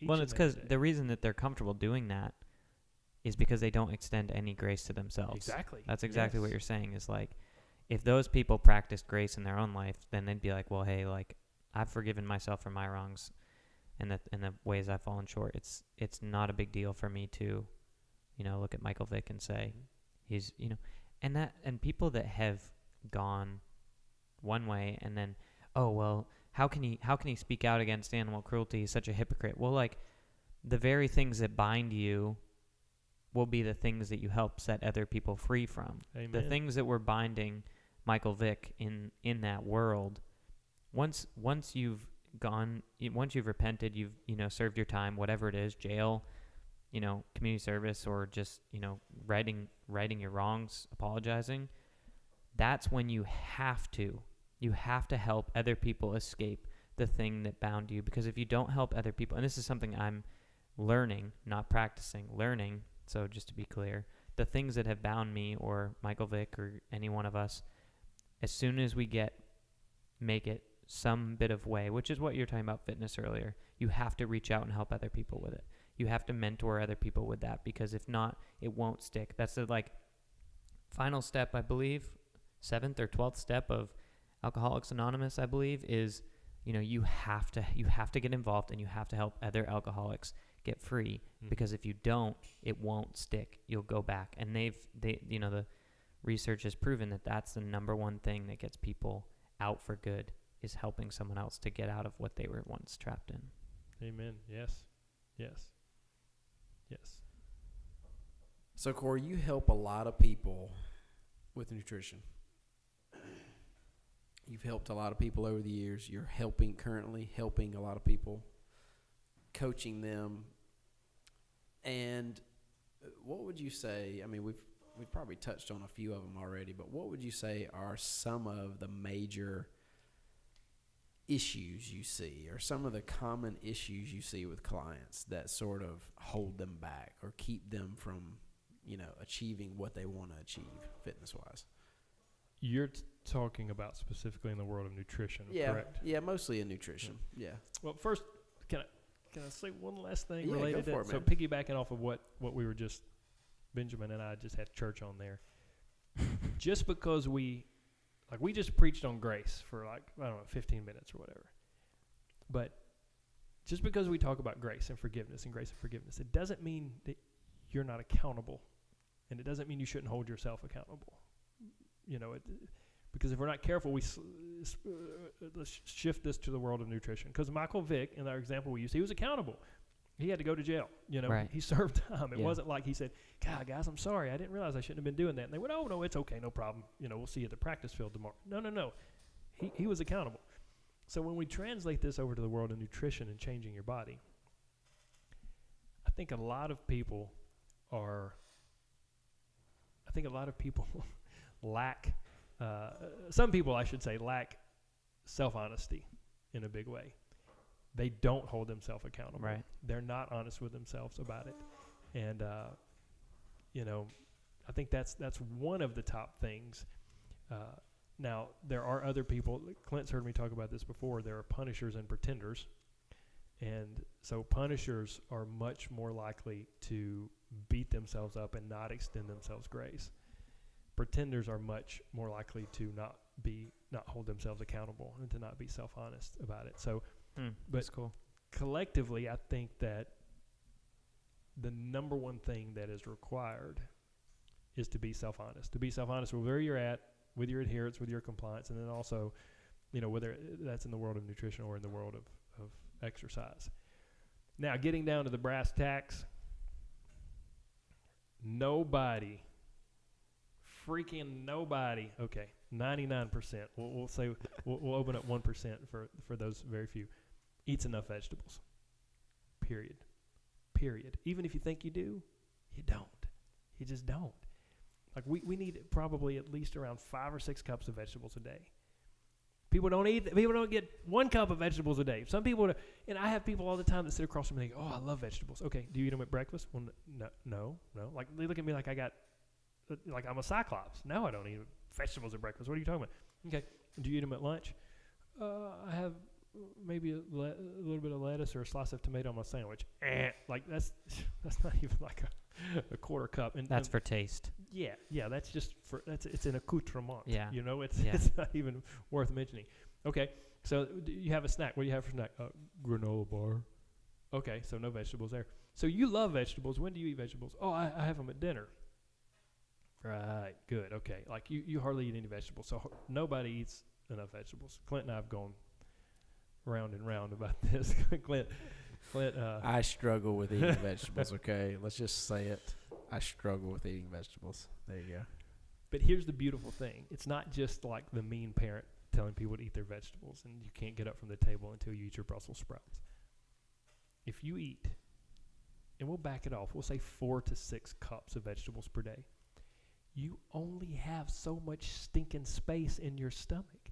If you want to be lean, if you want to be fit, if you want to feel good, if you want to reduce your chances of developing 20 really sucky diseases, eating enough vegetables helps that. So if you fill your space, if you fill your stomach up with 4 to 6 cups of vegetables per day, you don't have enough room for a ton of potato chips and ice cream and hamburgers and fried food and all that stuff. It's just a matter of science, of physics. Like, you don't have space for it. And then guess what? If on top of that you're drinking enough water, you're full of water and vegetables all day long, and you feel like a freaking $1,000,000, and you can't get fat. You can't gain weight. You can't do it. Try it. Like I tell people all the time, test me.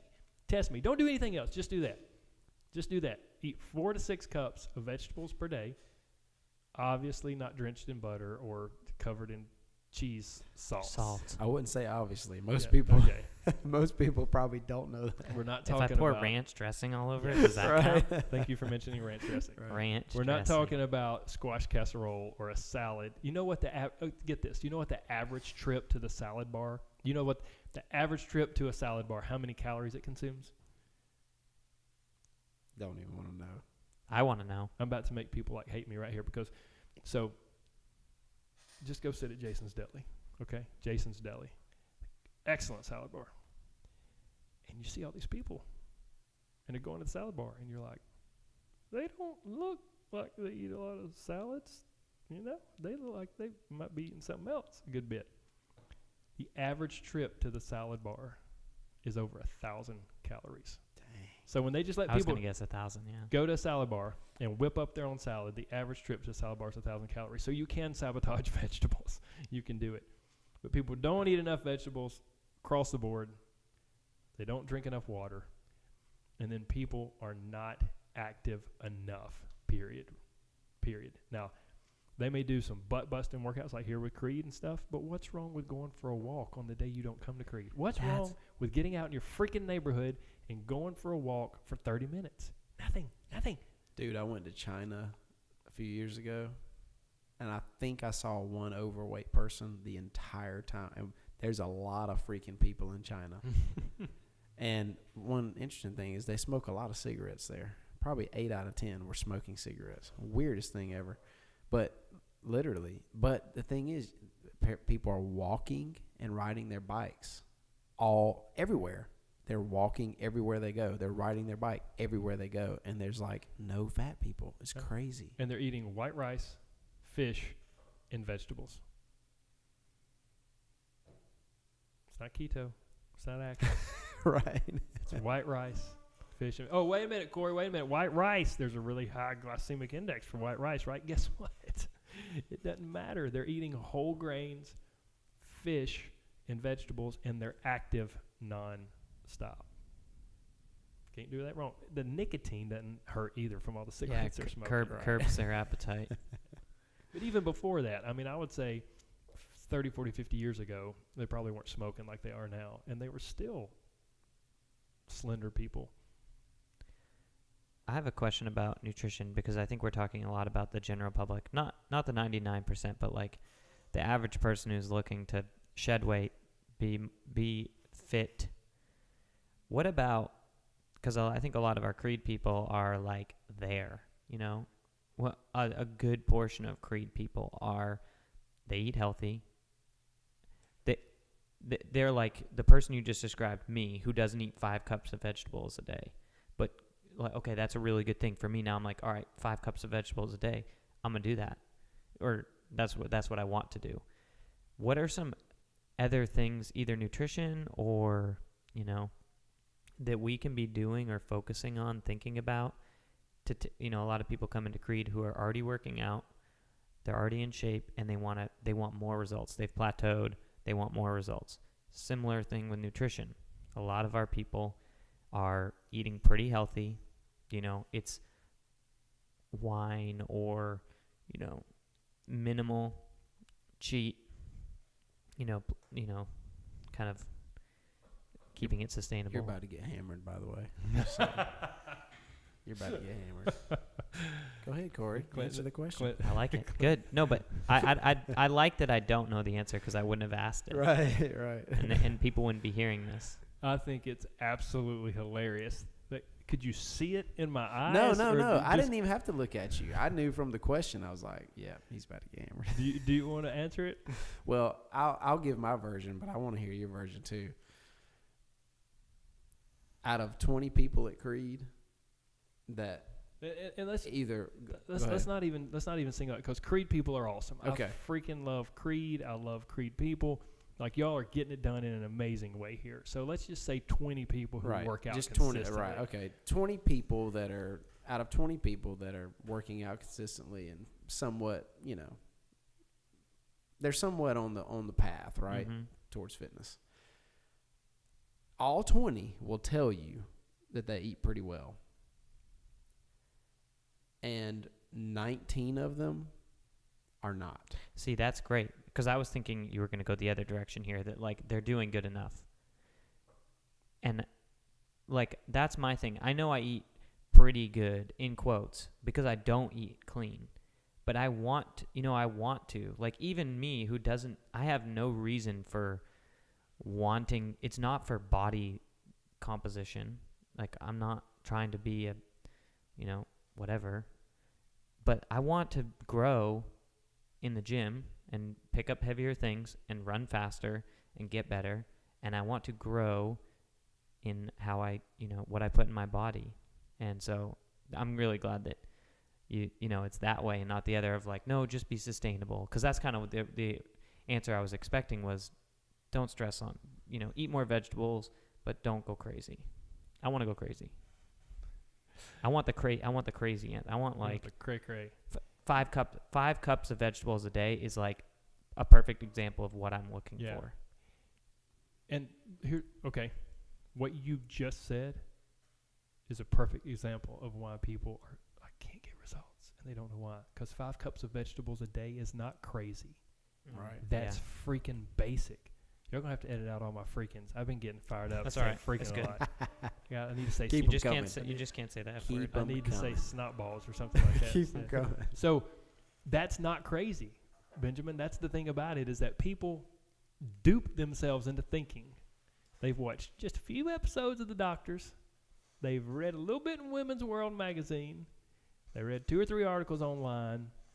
Oh, and then their neighbor said this. And Oprah. And Oprah, yeah. She knows. Oh, man, absolutely. So all these people. And here's the thing. I'm not even saying they don't know. But the problem is they have formed this hodgepodge Frankenstein nutrition. Hodgepodge. Frankenstein. They've taken piece by piece by here and there and here and there and here and there. And that's okay. That's okay if it gets you where you want to go. But when it doesn't, then there's a problem. And the problem is that they're lying to themselves. They think they're eating good consistently, but they're not.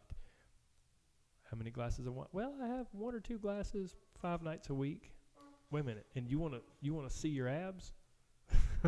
Are you kidding? LOL. Yeah. So that's one thing. The other thing is,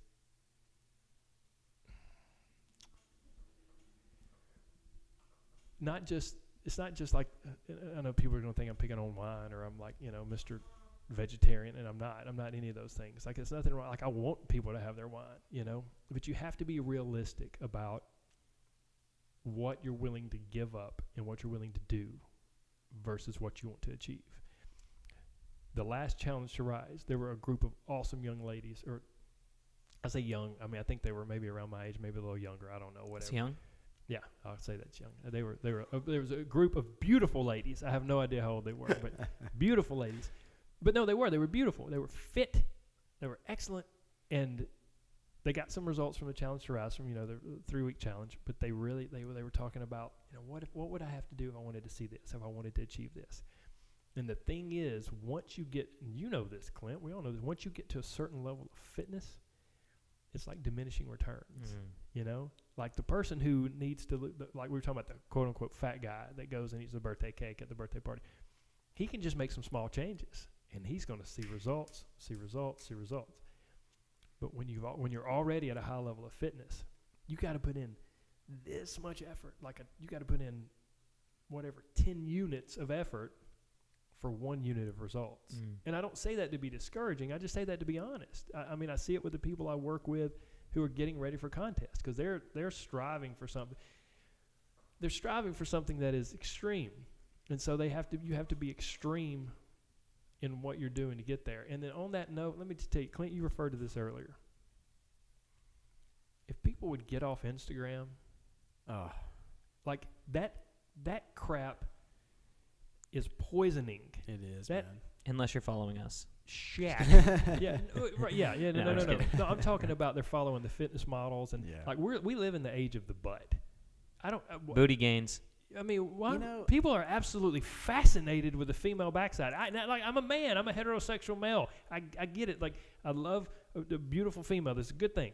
But it's going a little bit far. It's unbelievable. You know what's funny that you're bringing this up, because I consider myself to be much more connected with stuff, like especially social media, that kind of stuff, than you are. I consider myself to be more connected. However, this whole butt trend thing, I didn't know anything about. Benjamin told me about it. Benjamin's like, yeah, there's this big thing about butts and fake butts and women's butts and all. And I was just like, huh? All right, and Clint thought he was connected to social media. This is why, though. This is why it's so easy. Like, all right, when it was skinny waist, early 2000s, it was like girls wanted to be like a stick. Like I remember, it was just all about like how thin you were. Like, you had no shape whatsoever, but you were thin. Like, that was like the idea of beauty. And in the last 5 years or so, I've really seen like it's more about like shapeliness, like curvy, not just like feature. So anyway, the thing with being thin is you can't really target workout like abs. Like, you do crunches, like abs are made in the kitchen, not in the gym, right? But a butt, the booty gains, that's like you can target workout your butt. You can get like huge gains in the gym versus in the kitchen. So it's kind of democratized a standard of beauty where you can either, you can get fake implants. That's, anyone with money can do that. You don't have to diet your way. It gives less genetically, lucky women a chance to be, the ideal beauty, and it can be earned. So it's like, it's democratized, the ideal beauty for women. That's what I think. That's why I think it's like such a big thing, is because now everyone has access to this beautiful thing. I never would have guessed that on this podcast we'd be talking about the booty trend. Democratizing the butt. I'm not a fan of the obsession with it, but I much prefer it to the alternative. It's a lesser of two evils, in my opinion. Here's what I prefer: that they freaking get off Instagram and start to learn the love of their own bodies. I agree with that. There you go. That's what I love, because, like, man, there's just, I might see it more than y'all because of the connection to bodybuilding and figure competitions. Right. Like, female after female after female after female, just so unhappy with their body. And here's the worst part. I mean, it's bad. I don't care who you are. I don't care if you're a 100-pound stick or if you're 400 pounds and you need to gastric bypass, or I don't care who you are on that spectrum. The craziest part is that it's females often who are absolutely stunning. They're beautiful. They're beautiful, and they're in an amazing shape, and they have zero peace with their body. They have zero. They're so dissatisfied because all day long they're looking at images. It's like female pornography. It's like porn for females. They're looking, but and don't mess me up on that. I'm just saying it's like they're looking at images that are making them dissatisfied. Right. You know, like because that's the one of the shticks with or whatever with males in pornography. If a male exposes himself to too much pornography, he becomes dissatisfied with a normal, quote unquote, normal sexual relationship that he might have with his wife or whatever. Well, female exposing herself to this female fitness pornography, suddenly she is dissatisfied with her body, which is beautiful and it's amazing, but she's not happy with it. Man, I see it over and over all the time. And then here's the other part of that. You got an incredible mom of 3. She's been busting her workouts a little bit, getting on it, and then she comes to me with a picture. I want to look like this. I want to, and it's not just that she's dissatisfied with her body, but she thinks that she can make 2 or 3 small changes, or that there's a special booty gains workout that she can do that's going to get her there. And it's not. Like these women on Instagram, that's their full-time job.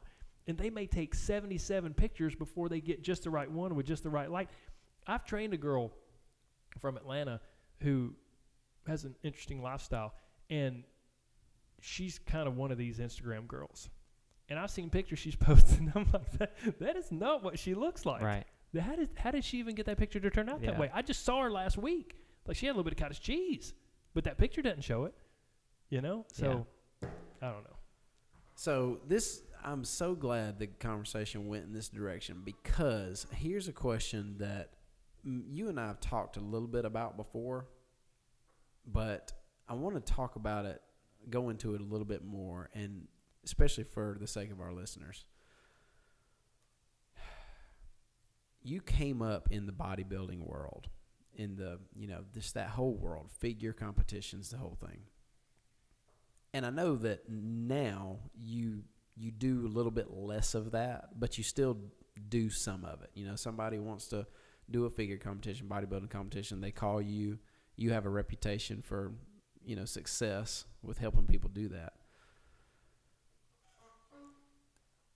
I want to know kind of your take on that whole world, because my take on that world is a very negative take. It's very negative. It's probably overly negative a little bit.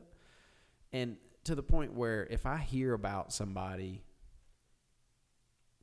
signing up or wanting to do a figure competition or whatever, I literally go, dear God, why?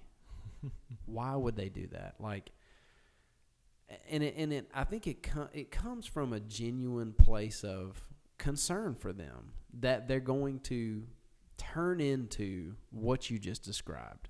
Somebody that's fixated on their body, somebody that's fixated and struggling with vanity and just all caught up in their appearances and all this. And I mean, you just look at the very act of stepping on stage, and you're literally being judged with a numerical system. This person's better than this person, and this person's better than this person. Purely. You know what I'm saying? Purely on appearance. Purely.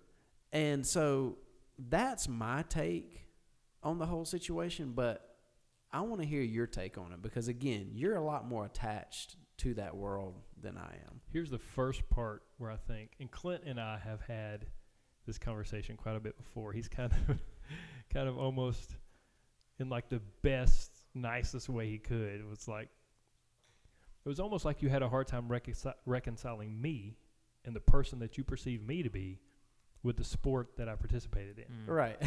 You know? Right. Yeah. Okay. And let me pause you there. Because I think it was just yesterday, one of our members asked me this question. She said, so why doesn't Corey work out here? Kind of asked that question, right? And so I found myself kind of, explaining that, well, Corey's more into the bodybuilding kind of workouts and, curls and different things like that. And so he's just Curls. He always throws curls in. It's like Corey, what's your workout? I do Curls. Monday, Tuesday, Wednesday, Thursday, and Saturday. obviously I you take do Friday off obviously curls. you do more than curls. But anyway, I was explaining to her that our style of working out was just not your favorite style of working out.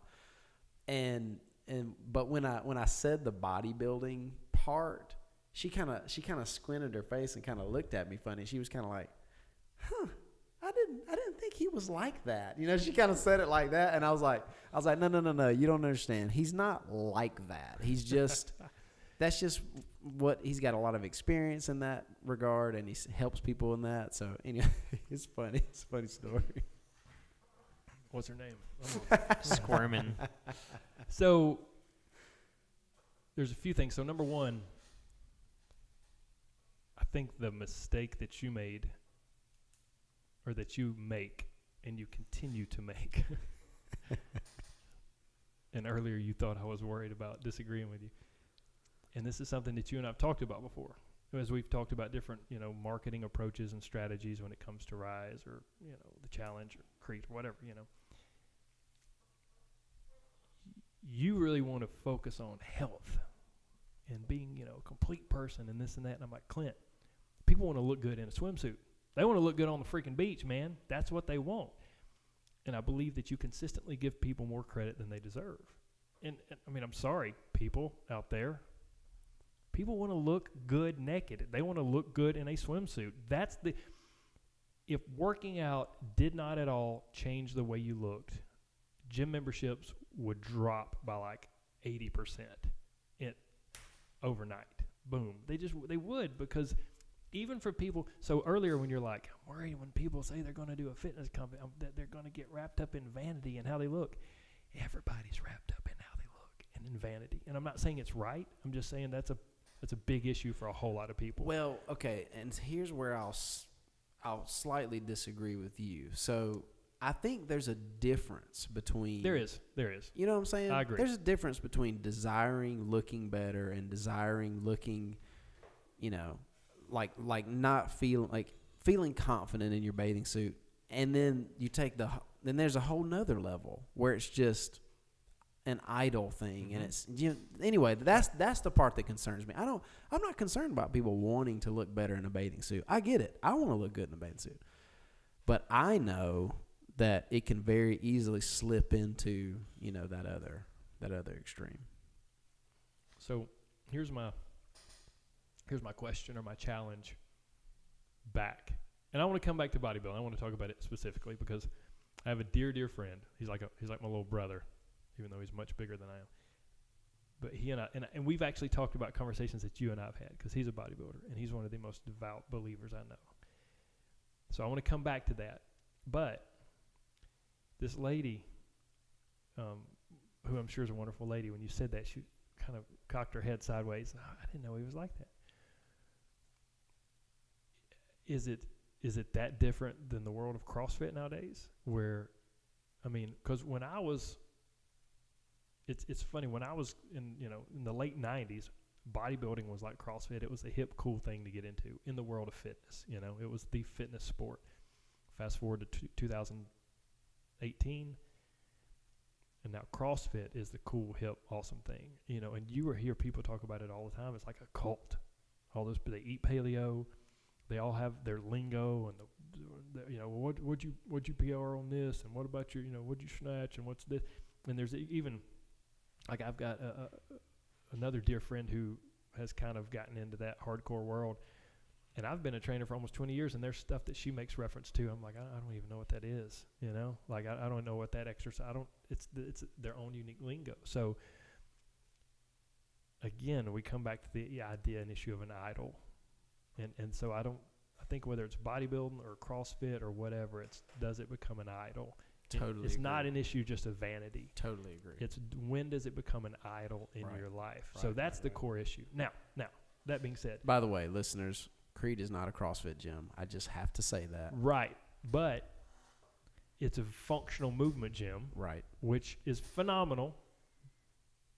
but that's CrossFit-ish. It is. I agree. Now, what you guys make an incredible effort at doing, and you're very successful with it, is not allowing that cultish mentality to take over. You know, it's about so much more Right.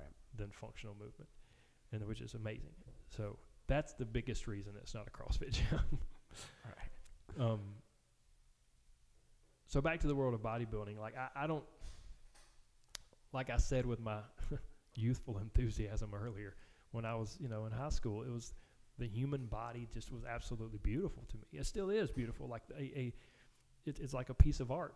It's like a piece of art, and especially when you treat it like sculpture and you mold it and tweak it differently. I mean, Clint, how many times do you see me wearing a tight shirt? Never. How many times do you see me, how many bodybuilding pictures of mine are on my website?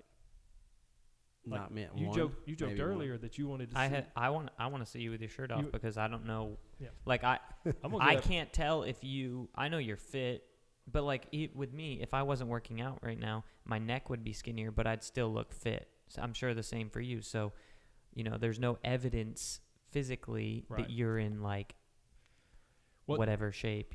I have one of the most recent person that I trained, that I helped prep for a contest. She calls me the sneaky beast. She's like, "You're a sneaky beast because you wear these clothes and you can't see anything." And she's like, "And then I see you working out, and then your shirt gets a little tight." And I'm like, "Holy crap, there's something underneath there. What's going on?" So she jokes about that. But part of it too, Benjamin, is that I'm not trying to say I'm like, sporting something incredible under my shirt, but the same way it's very difficult for someone. Michael Phelps, if he retires from swimming, he couldn't just go jump in a swimming pool and just smoke the best in the world. Like look at basketball players when they retire, their bodies change, they're whatever. Oh, absolutely. I retired from competing in like 2008, 10 years ago. So it takes tremendous energy and effort to maintain that level of physique. Absolutely. So I still like to stay fit. I still Right. I have certain goals and standards for Right. what I want to, where I want my fitness level to be.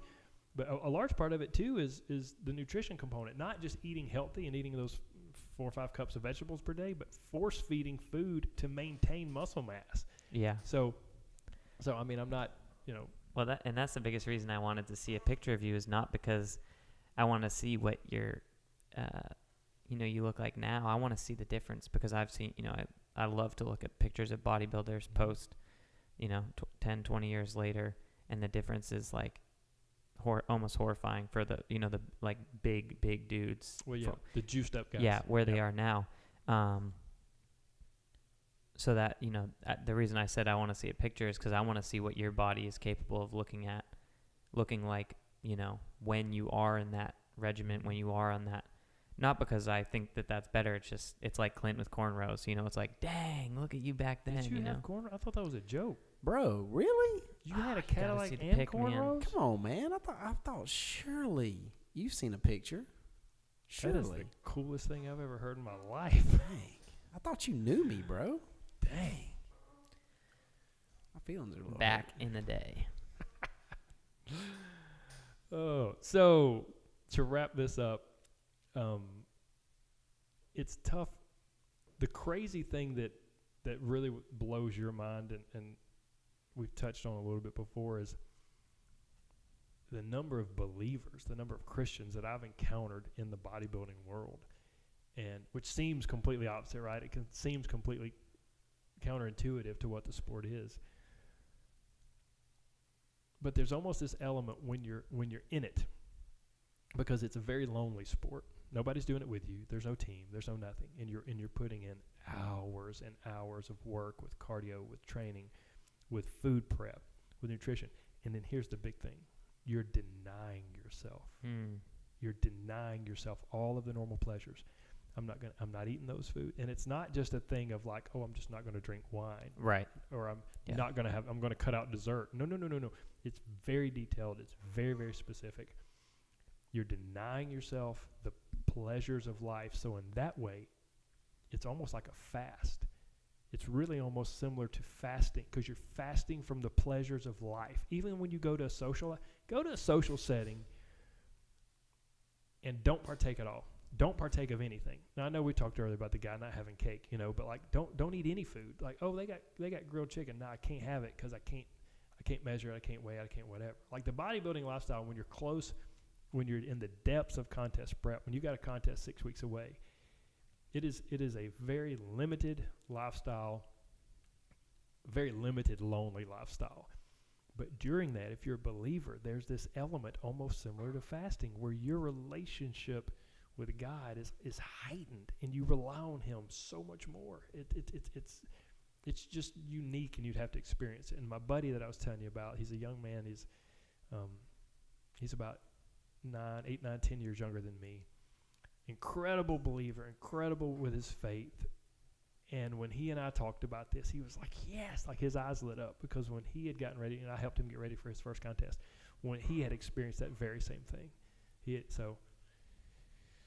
And again, I hesitate to, I almost hesitated to ask the question just because I know that it sounds super judgmental, and I know that there are some listeners right now thinking about, man, that Clint, he's a real judgmental jerk, whatever. But, and I get it, right? That you can probably do most anything with the right mindset or the wrong mindset. I guess my thing is just like, doing bodybuilding or doing a figure competition and having that right mindset with it not being an idol, et cetera, is probably extremely difficult to do. I think it is, and I think the longer you compete, and maybe idol and identity kind of, are the same dangerous thing, but it's very tough for it to not become your identity. And like earlier when I said, Clint, what am I? I'm always, and I was looking for the late guy, right. And you were like the bodybuilder, the fit guy, and yeah, for years I was that, and then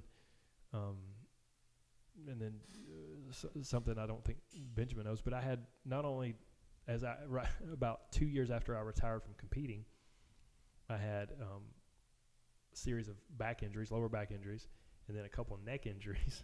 And then I had a bacterial infection in my stomach. So I had this perfect storm of stuff to very quickly kind of change my physique. Close that door for you. Not bodybuilding. I did one more after that just to prove to myself that I could. But yes, it changed my physique rapidly from looking bodybuilder-ish to looking more just, that's just a fit dude, or maybe not even fit. That's just a skinny guy. So during that time, I realized how 10 years of competing had allowed that to creep into my identity some. So you're absolutely right. Anything can be done without being an idol and without taking over too much of your identity, but it's dangerous, whether it's bodybuilding or whether it's CrossFit. Absolutely. Or whether it's, whatever.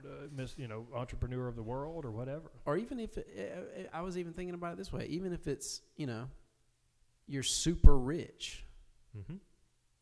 I mean, I think there's a reason why the verse says it's harder to get to heaven, Amen. Than the camel through the eye of a needle. Yep. You know what I mean? Yep. I mean, it's just a similar thing. Like, can it be done? Yep, but it's pretty hard. Yeah. And part of it is not even whether it's you're super rich or you're super fit or super whatever. Part of it is not even your doing. It's like we talked about earlier. And I'm not taking the responsibility away, because I believe tremendously in self-responsibility, but part of it is what people say to you and the way they talk at you. Perfect example, I was talking to a guy earlier today who played professional basketball for a number of years. He's been retired now for, I think, 10 or so years. And we were talking about LeBron James. He said, man, I think LeBron's starting to buy into that whole King James stuff a little too much. He's like, I think he's losing sight a little bit of like who he is, what he needs to be doing. He's thinking too much of himself. He's buying into what people are telling him about himself, And so you got to be careful what you buy into in regards to yourself. That's what a lot of people say about like celebrity is like, don't read the comments. In the beginning, they say don't read the comments because you don't want to be discouraged, because people hate, and there's I mean, there's more negative words than there are positive words in the English language. We're typically a negative people. So don't read the comments because you don't want to buy into the negativity. You want to like continue to pursue what you're doing and believe in yourself. And then when you make it, don't read the comments because you don't want to get an elevated sense of yourself. People praising you or saying you're the best or whatever, and you're this or that. Like don't buy into the King James when people call you the GOAT or whatever. It's like, the people that are the GOAT continue to remember that they're, human. They make mistakes. Shout out to Tom Brady. Hold on. Got a big Falcons fan over Are here. you a Benj. Patriots fan?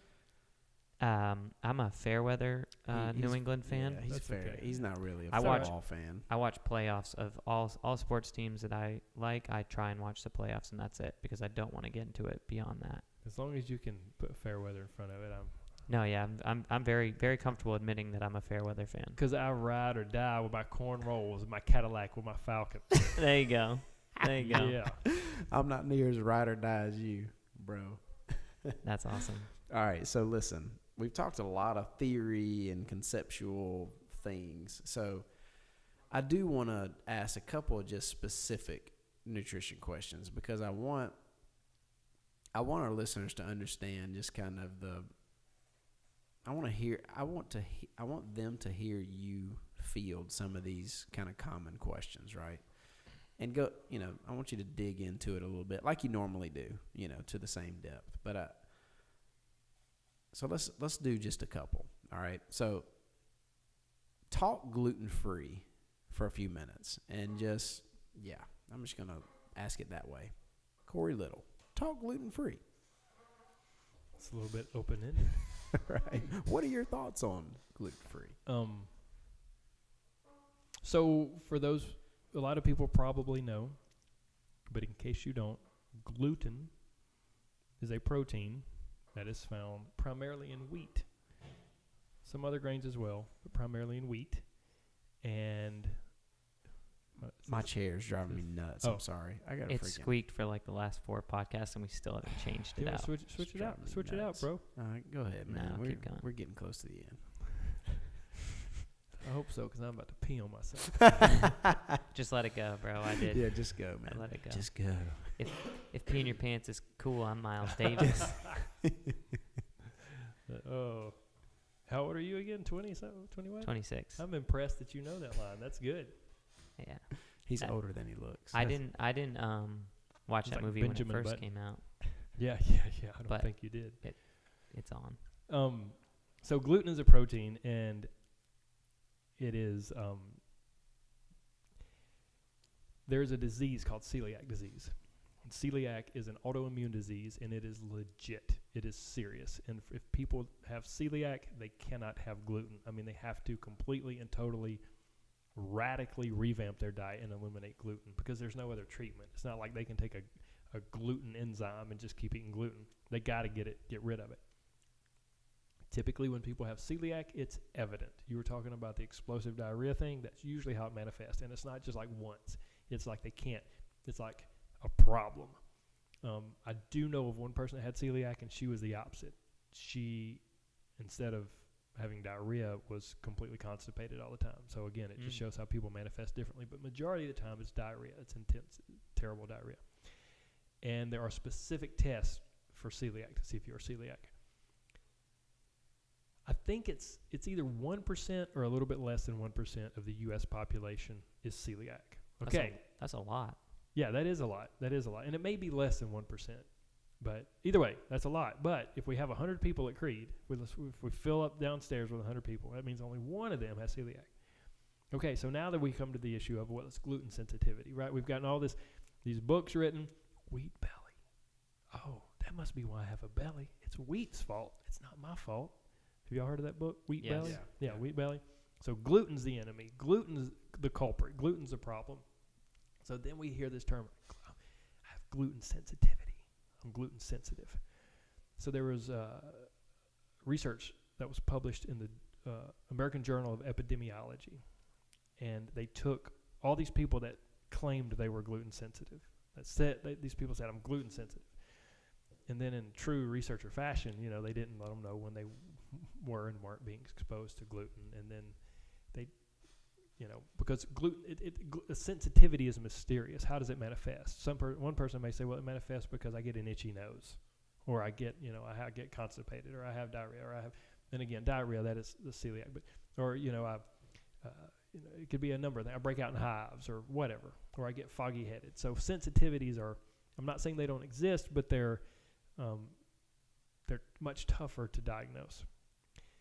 So this research discovered that of all these people they collected and did these tests with, that 88% of them that said they were gluten sensitive were not gluten. They could tolerate gluten just fine.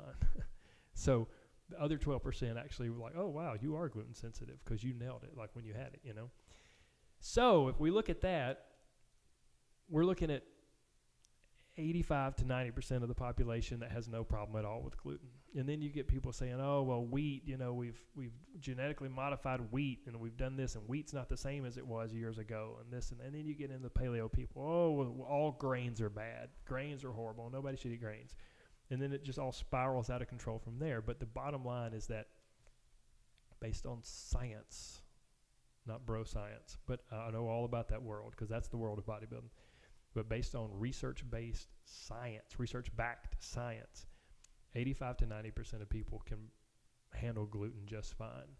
And then if we go one step further, the smartest researchers in the world, and again, the people at Harvard and the National Institute of Health, they encourage that people consume whole grains each and every day because they provide so many beneficial nutrients, so many benefits to the human body, period, versus totally eliminating them. But now, there's somebody out there going, well, that Corey Little, he can say whatever he wants, but I know when I eliminated gluten, I lost 12 pounds in 10 days, and I felt so much better. What is gluten contained in? Bread. Well, yeah, if you were eating a crap ton of bread before, and now suddenly you're not eating bread, you're not eating pizza, you're not eating pasta, and also you're just being meticulous with your nutrition. You're just being meticulous with your nutrition, looking for gluten to eliminate gluten. But they're attributing it to the gluten. Right. But guess what? If you're meticulous with your nutrition, you could probably lose some weight and feel a ton better regardless. Right. If you just start replacing your bread with vegetables, wow, I'm not saying you should do that, but like if you do, you're going to look better and feel better and lose weight. But it's not like gluten was the magic thing that did it. Yeah. The story that I've been told, I'm interested to hear what you think about this, and I'll probably mess it up a little bit, is I believe that where I got it from was a Netflix documentary. It's a show. They talk about how the wheat industry, flour industry, they created white bread, clean bread with no holes, using cultured yeast. Is it called man-made yeast basically, versus when you make bread without using yeast? You talking about like using sprouted grains? No, it's like they create a small batch of. How about when it's unleavened? No, they create bread. The yeast is bacteria that's naturally existing in the air. So they create a little bit of dough and they expose it to air, and that the yeast forms naturally versus adding, like a block of yeast. It's like that white chunk. And when you do it that way, that the health benefits from the naturally existing bacteria, you don't have to pump in vitamins and all these things that they're pumping into bread now. So, they say that they created a problem, and instead of going back to the old way and creating bread naturally, using naturally existing bacterias in our environment, instead of going back to that, they solved the problem with, a new solution, which was pumping vitamins and minerals and stuff like that into bread. I don't know, what are your thoughts on that? Like natural, because there's wheat bread, but then there's like homemade wheat bread, and I've heard an argument that like wheat bread is good, but better is bread that's yeast is cultured from, natural bacteria in our environment. I don't know. Sounds good to me. I'll Yeah. go. No. I've not seen the television show or the Yeah. documentary, so I can't speak on it for sure. And What's it called? Do you remember what it's called? I want to say it's called Cooked on Netflix. I think I've heard of that. It's really interesting. They Yeah. talk about cheese, they talk about bread, they talk about chocolate, they talk a lot of it has to do with fermentation and the benefits of fermentation. Right. And when bread is naturally fermented, the yeast occurs naturally. The argument is that it's so much all these people that claim a gluten intolerance, their argument is eating this bread, no one has maybe not celiac, I don't want to go that far. But those people that can be proven, they would say that 10 to 12% that actually have an intolerance, they could eat this bread fine. Again, I'm not familiar with the quote-unquote natural bread making method, but what this reminds me of, a similar thing is people with milk, with cow's milk. Mm-hmm. And we pasteurize it, right? And we also skim it to some degree. Like if you've seen milk when it comes out of a cow, it's kind of disgusting looking. It's thick and fatty, and it's not at all like the pure, pristine white stuff, thin white stuff that we buy at the grocery store. And there's a movement, there was for a while, to drink raw milk. And they said very similar things. People that have, quote unquote dairy sensitivities, or even people who are lactose intolerant, like legit lactose intolerant, that when you drink raw cow's milk, that you don't have any of those problems. Right. And that it's unbelievable. It's so much healthier. And then you had a number of top-notch scientists come out and go, well, great. You just better hope you don't get sick die. and die. Yeah. Because there's a reason we started pasteurizing it all those years ago, because Right. that is a breeding ground for all kinds of terribly harmful bacteria and other germs. So, everything is, there tends to be some degree of trade-off, Right. And so, again, I'm not afraid to say, like we were talking about earlier, I'm not super familiar with that type of bread preparation. I can tell you this, the bread that we routinely like to get, we'll get 100% whole wheat, just basic 100% whole wheat bread sometimes, which I'm sure is made from the block of yeast or whatever. Yeah. But we like to get a sprouted bread, like Ezekiel bread, or the Trader Joe's has a version. So it's a flourless bread, and it's processed by your body differently. But I'm sorry, I can't speak No, more in that's- depth yeah. on that. And that's just a testament to Corey's character. There you go. Let's do one more, One more. and then we got to wrap this thing up. So one more. Ketones.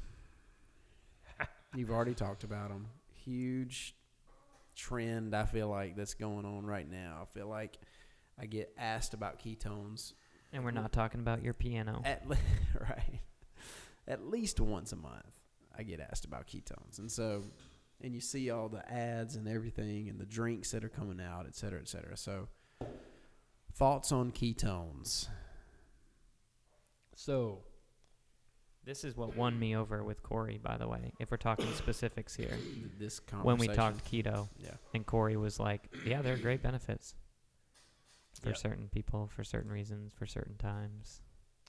if you're an alien, then ketones are good. No. All things that are old are new again, right? Because everyone would have you believe that ketogenic diets and ketones are like new and cutting edge. And ketogenic diets, and specifically what's known as a CKD, a cyclical ketogenic diets, they were incredibly well known and popular in the bodybuilding world back when I was competing in like the late 90s. And there was incredible books and research. A guy by the name of Dr. Di Pasquale, he wrote a fantastic book on it. Another guy, Dan Duchesne, wrote a great book on it. We can't talk about ketones without touching on ketogenic diet. What is new? Now, what is new from the 90s is that back in the 90s, if you were going to get into ketosis, you had to do it the dang hard way. You had to severely limit your carbohydrates and work your tail off until your body finally made that metabolic switch. So what are we talking about with ketosis? What are we talking about with ketones? What are we talking about with a metabolic switch? So just a real quick, like Cliff's Notes version. So your body's preferred fuel source is carbohydrate, it's sugar. You can edit out that little silent spot there. So your body's preferred fuel source is carbohydrate. It doesn't matter what carbohydrate you eat, your body breaks it down to glucose, and that is what your body cells use for fuel. When it is severely limited, ultimately, eventually, at first your body will go through a process known as gluconeogenesis, and it will take amino acids from protein you eat and transform them into sugar. It can do that. Gluco, as in glucose, neo, as in new, genesis, as in making. Your body is making new sugar from amino acids. So that's what it'll try to do if there's plenty of amino acids. Now, eventually, your richest energy storage on your body is fat. So it will begin to utilize fat as its primary source of fuel. I'm not talking about when you're on the treadmill in the morning and your body's burning a little bit of fat. I mean, your body's running off fat hardcore, like that's its main line of fuel. When it breaks down fat for fuel, basically the byproduct is a ketone. That's what it is. So we chop up fat for fuel. This is kind of my paraphrase version. And then what's floating around is ketones. That's what your body's running off of. So if we have like bread, sugar, glucose, fat, ketone. Yeah. Is that I don't yeah, that's yeah, for the sake of argument, yes. Okay. That's good. That's good. Yeah. That's bro science. So I like it. We'll run with it. So you got these ketones floating around in your blood. That's what your brain can use ketones for fuel. So here's the thing. When you eliminate, you can easily see how this would be marketed as the miracle thing, right? When you're in ketosis, when you're ketogenic, baby, you're burning nothing but fat for fuel. Mm-hmm. You're going to smoke fat. You're going to burn a ton of fat. But it doesn't necessarily happen that way. It's not magic. But some of the other purported benefits are, you have smoother energy levels. You have much better clarity of thought. And those are not, and then you have reduced cravings. Like once you get over that hump, it's hard as crap to get over that hump, to do it the old school way. But once you get over that hump, a lot of those things are true. Your energy levels are more stable because they're not ebbing and flowing with carbohydrate intake. However, if you eat good carbohydrates, there's not as much of a roller coaster. Number two, your brain tends to thrive off ketones. So you do have sometimes more clarity of thought. Now, that was back then, getting over the hump was tough. Now, what's new is that they've started making nutritional supplements that are ketones. So you consume these ketones, and then they're floating around in your bloodstream. So it's much easier to get into that state of ketosis. It kind of helps to push you into that. Now, I'm not insinuating that consuming these ketones orally is bad for you. I don't know, but we just don't know long term because it's a fairly new thing. I mean, if your body manufactures them from the breakdown of fat, and they float around in your bloodstream, then you can't help but think that it would be okay, if you took them orally. I mean, so we just don't know long term for sure. But that's what's unique. But here's the problem. So getting back, that was just a little Cliff's Notes primer. Getting back to the central question, because when people ask you, Clint, about ketones, they're asking you because they want to lose weight. Right. They're asking me like, should I try this? Like, it sounds amazing. Yeah, right.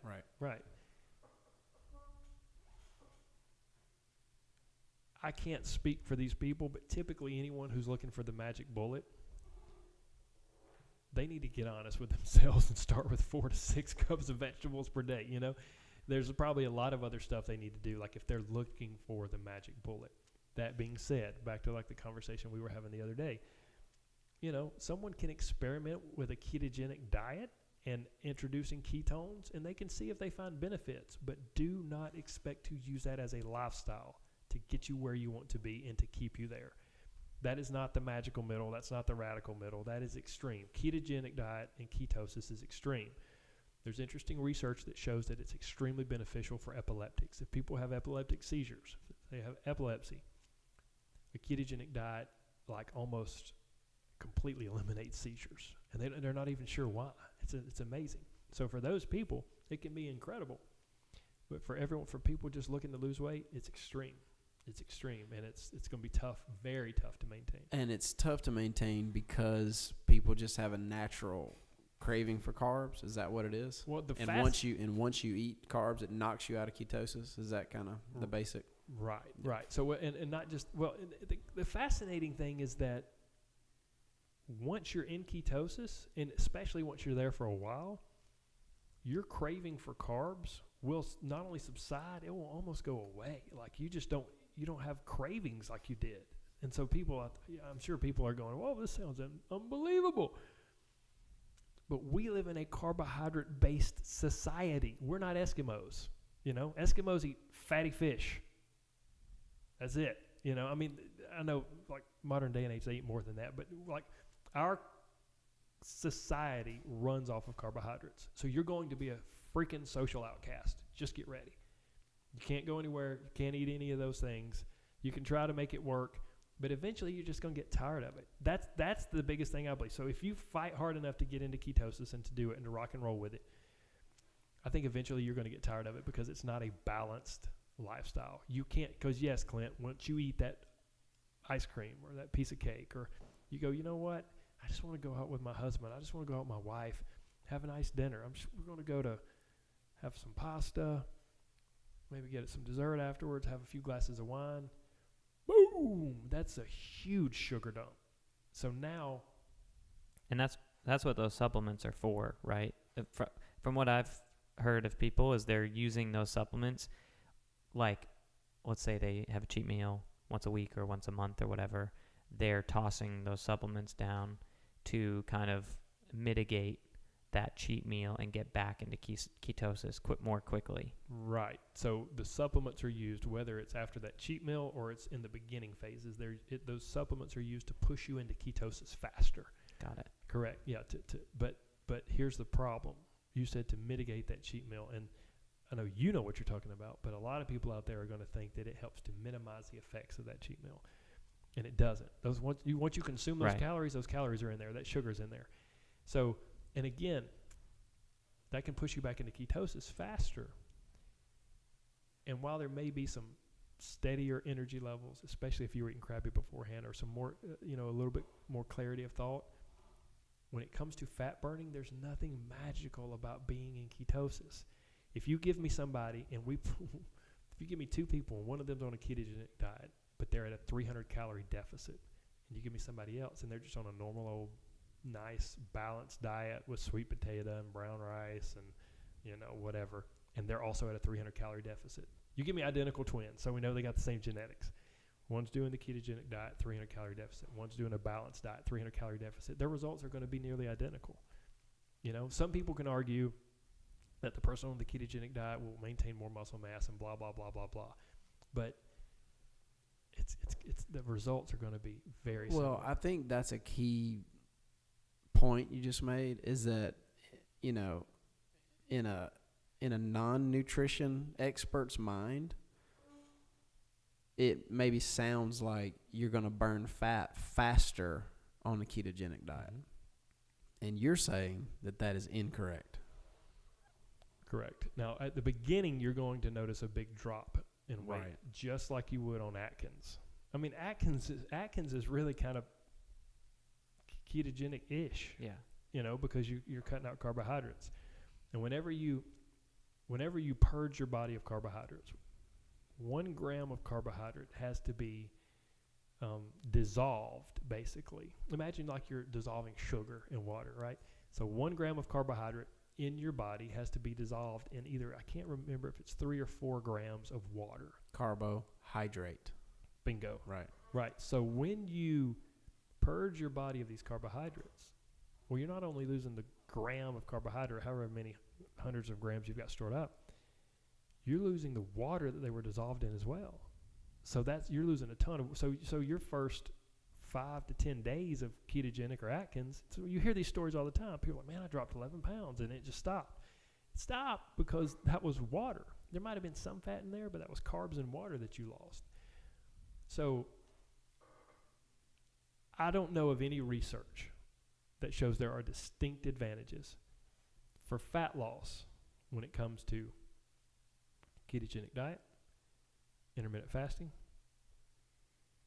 versus a balanced diet, versus vegetarianism, versus whatever.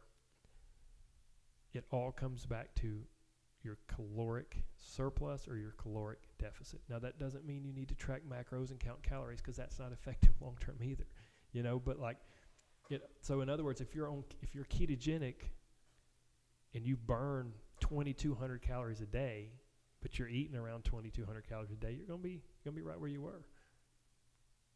Is it hard on the body to go back and forth? Is it tough on the body if you're going into ketosis and then coming out and going in, going out?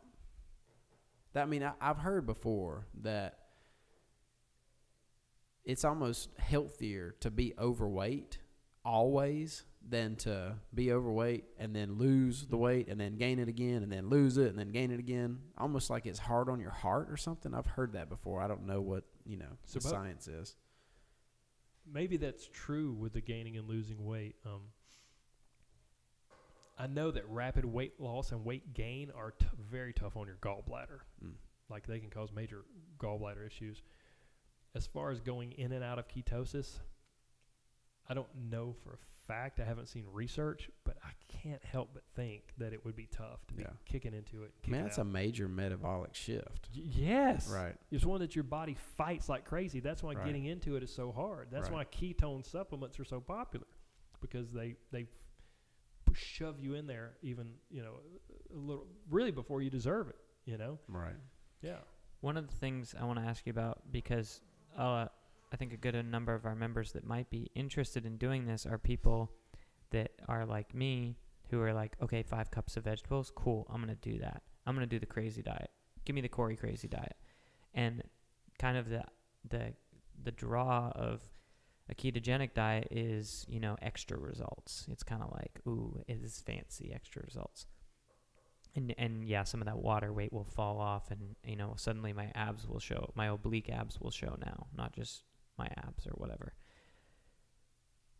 I've also heard that ketogenic as it stabilizes your energy level throughout the day, it also lowers it a tiny bit. So like fighters and power lifters are kind of discouraged right around their fight or their event from being in ketosis, because they're less explosive. So what do you think about that, as far as like for our members or people that are, some of our members are throwing pretty big weight. They're, doing explosive movements for 25 minutes. Is that a drawback of being ketogenic? Do you agree with that?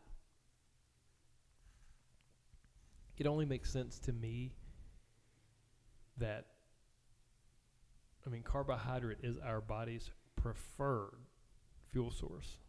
And like going back to what you said earlier, that's a pretty big metabolic shift, right? Yeah, it's basically designed into us as a, oh crap. Right. Times get tough. Yeah, like we're about to be on starvation. Right. Click over. We got some body fat stored up. That's why the human body, that's one of the reasons the human body stores fat, is it's long-term energy storage. It's a slow burn of long-term energy storage. So we're basically forcing our bodies to think that we're in starvation mode to try to get enhanced results, So yeah, it is kind of extreme. I can't help but think, getting back to the original question, the original point, that with our body's preferred fuel source being carbohydrate, that if you consume enough carbohydrates, you will have optimum performance. That's just a basic in nutrition science. Now, there are some theories and ideas that long super high endurance athletes, ultra marathoners, Ironman, that kind of stuff, that they might almost function instead of constant energy gels and like sugar, pumping in sugar and just burning it, that they might benefit from that slow burn of ketosis, of using fat for fuel. I don't know if that's been tested. I don't know if there's any research behind that, but there's a theory about that. Yeah. Yeah. And so Clint can attest to some of this a little bit, though, because it was a few weeks back, you and I were talking about intermittent fasting. And intermittent fasting doesn't, I mean, it could push you into ketosis. It doesn't necessarily, but you're pushing your body towards a starvation point, right? And so you were like, man, I enjoy it. I like the way it makes me feel. Good Lord, my workout sucked. Oh, my God. Like, I didn't have horrible. anything. Yeah. Horrible. Because you had denied your body carbohydrate. Right. Yeah. Now, again, you hadn't made that metabolic shift into ketosis, so it's probably not. I don't know for sure, but you probably hadn't. So it's not an entirely fair comparison.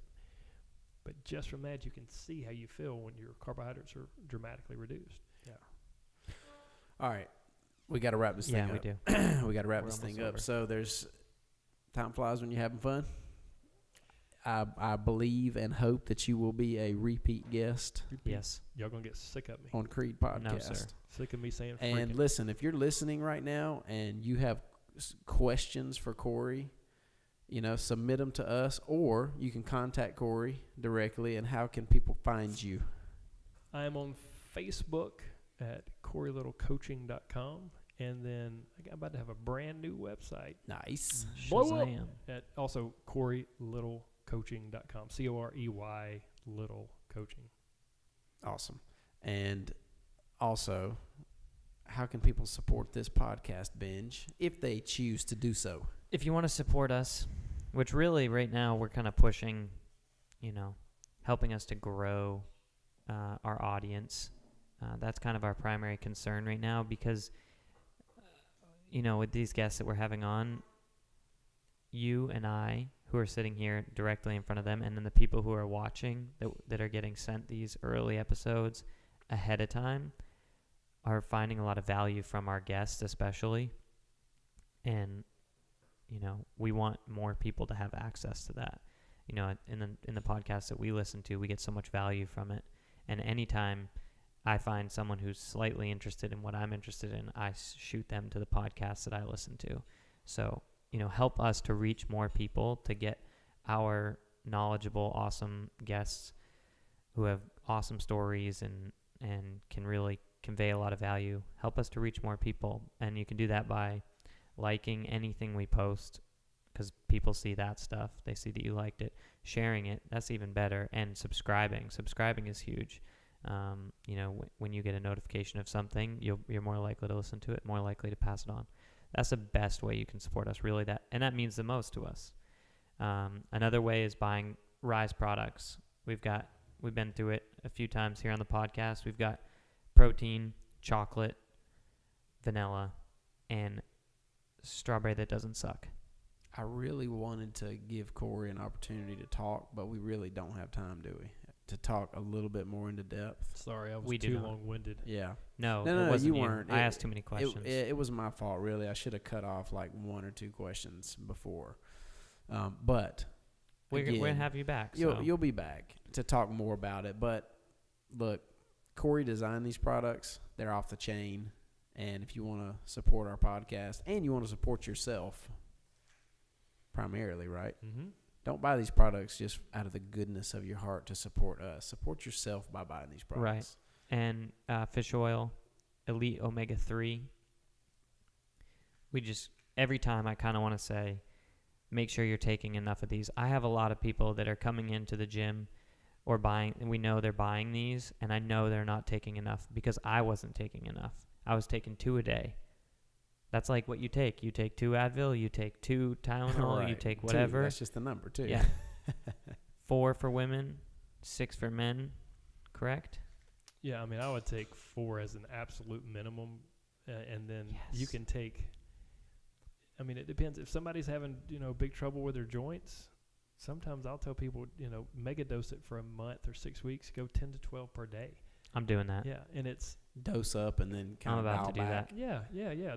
And I've told this story a million times, and it's going to be super super quick. But there's a very popular nutrition organization, very well known, very well, very reputable, very well respected. And with new clients, they put them on 1 gram of fish oil per percentage of body fat.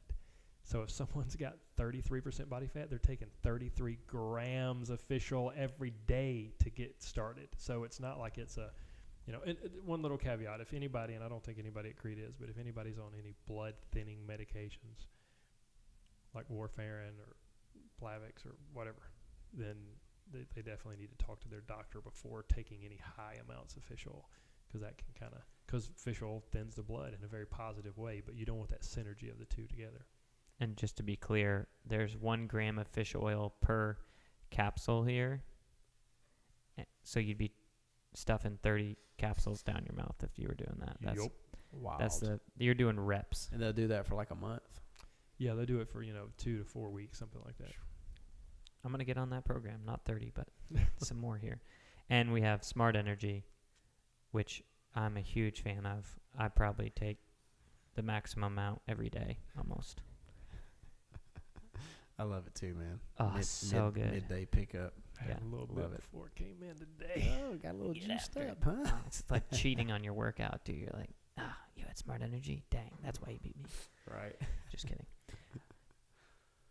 All right, gang. That's about it. Yeah. Thanks for joining us today, Corey. Thanks for coming on. Thank y'all. You're the man. Yeah, And, really appreciate it. Good stuff. We'll be talking more with you, my friend. Yeah. Y'all are awesome. I love what you're what you're doing here at Creed, what you're doing with the podcast, and I can't thank you enough for the flattering words. I'm humbled, and thank you for having me on. All right, gang. Until next time. See ya. Talk to you soon. Adios.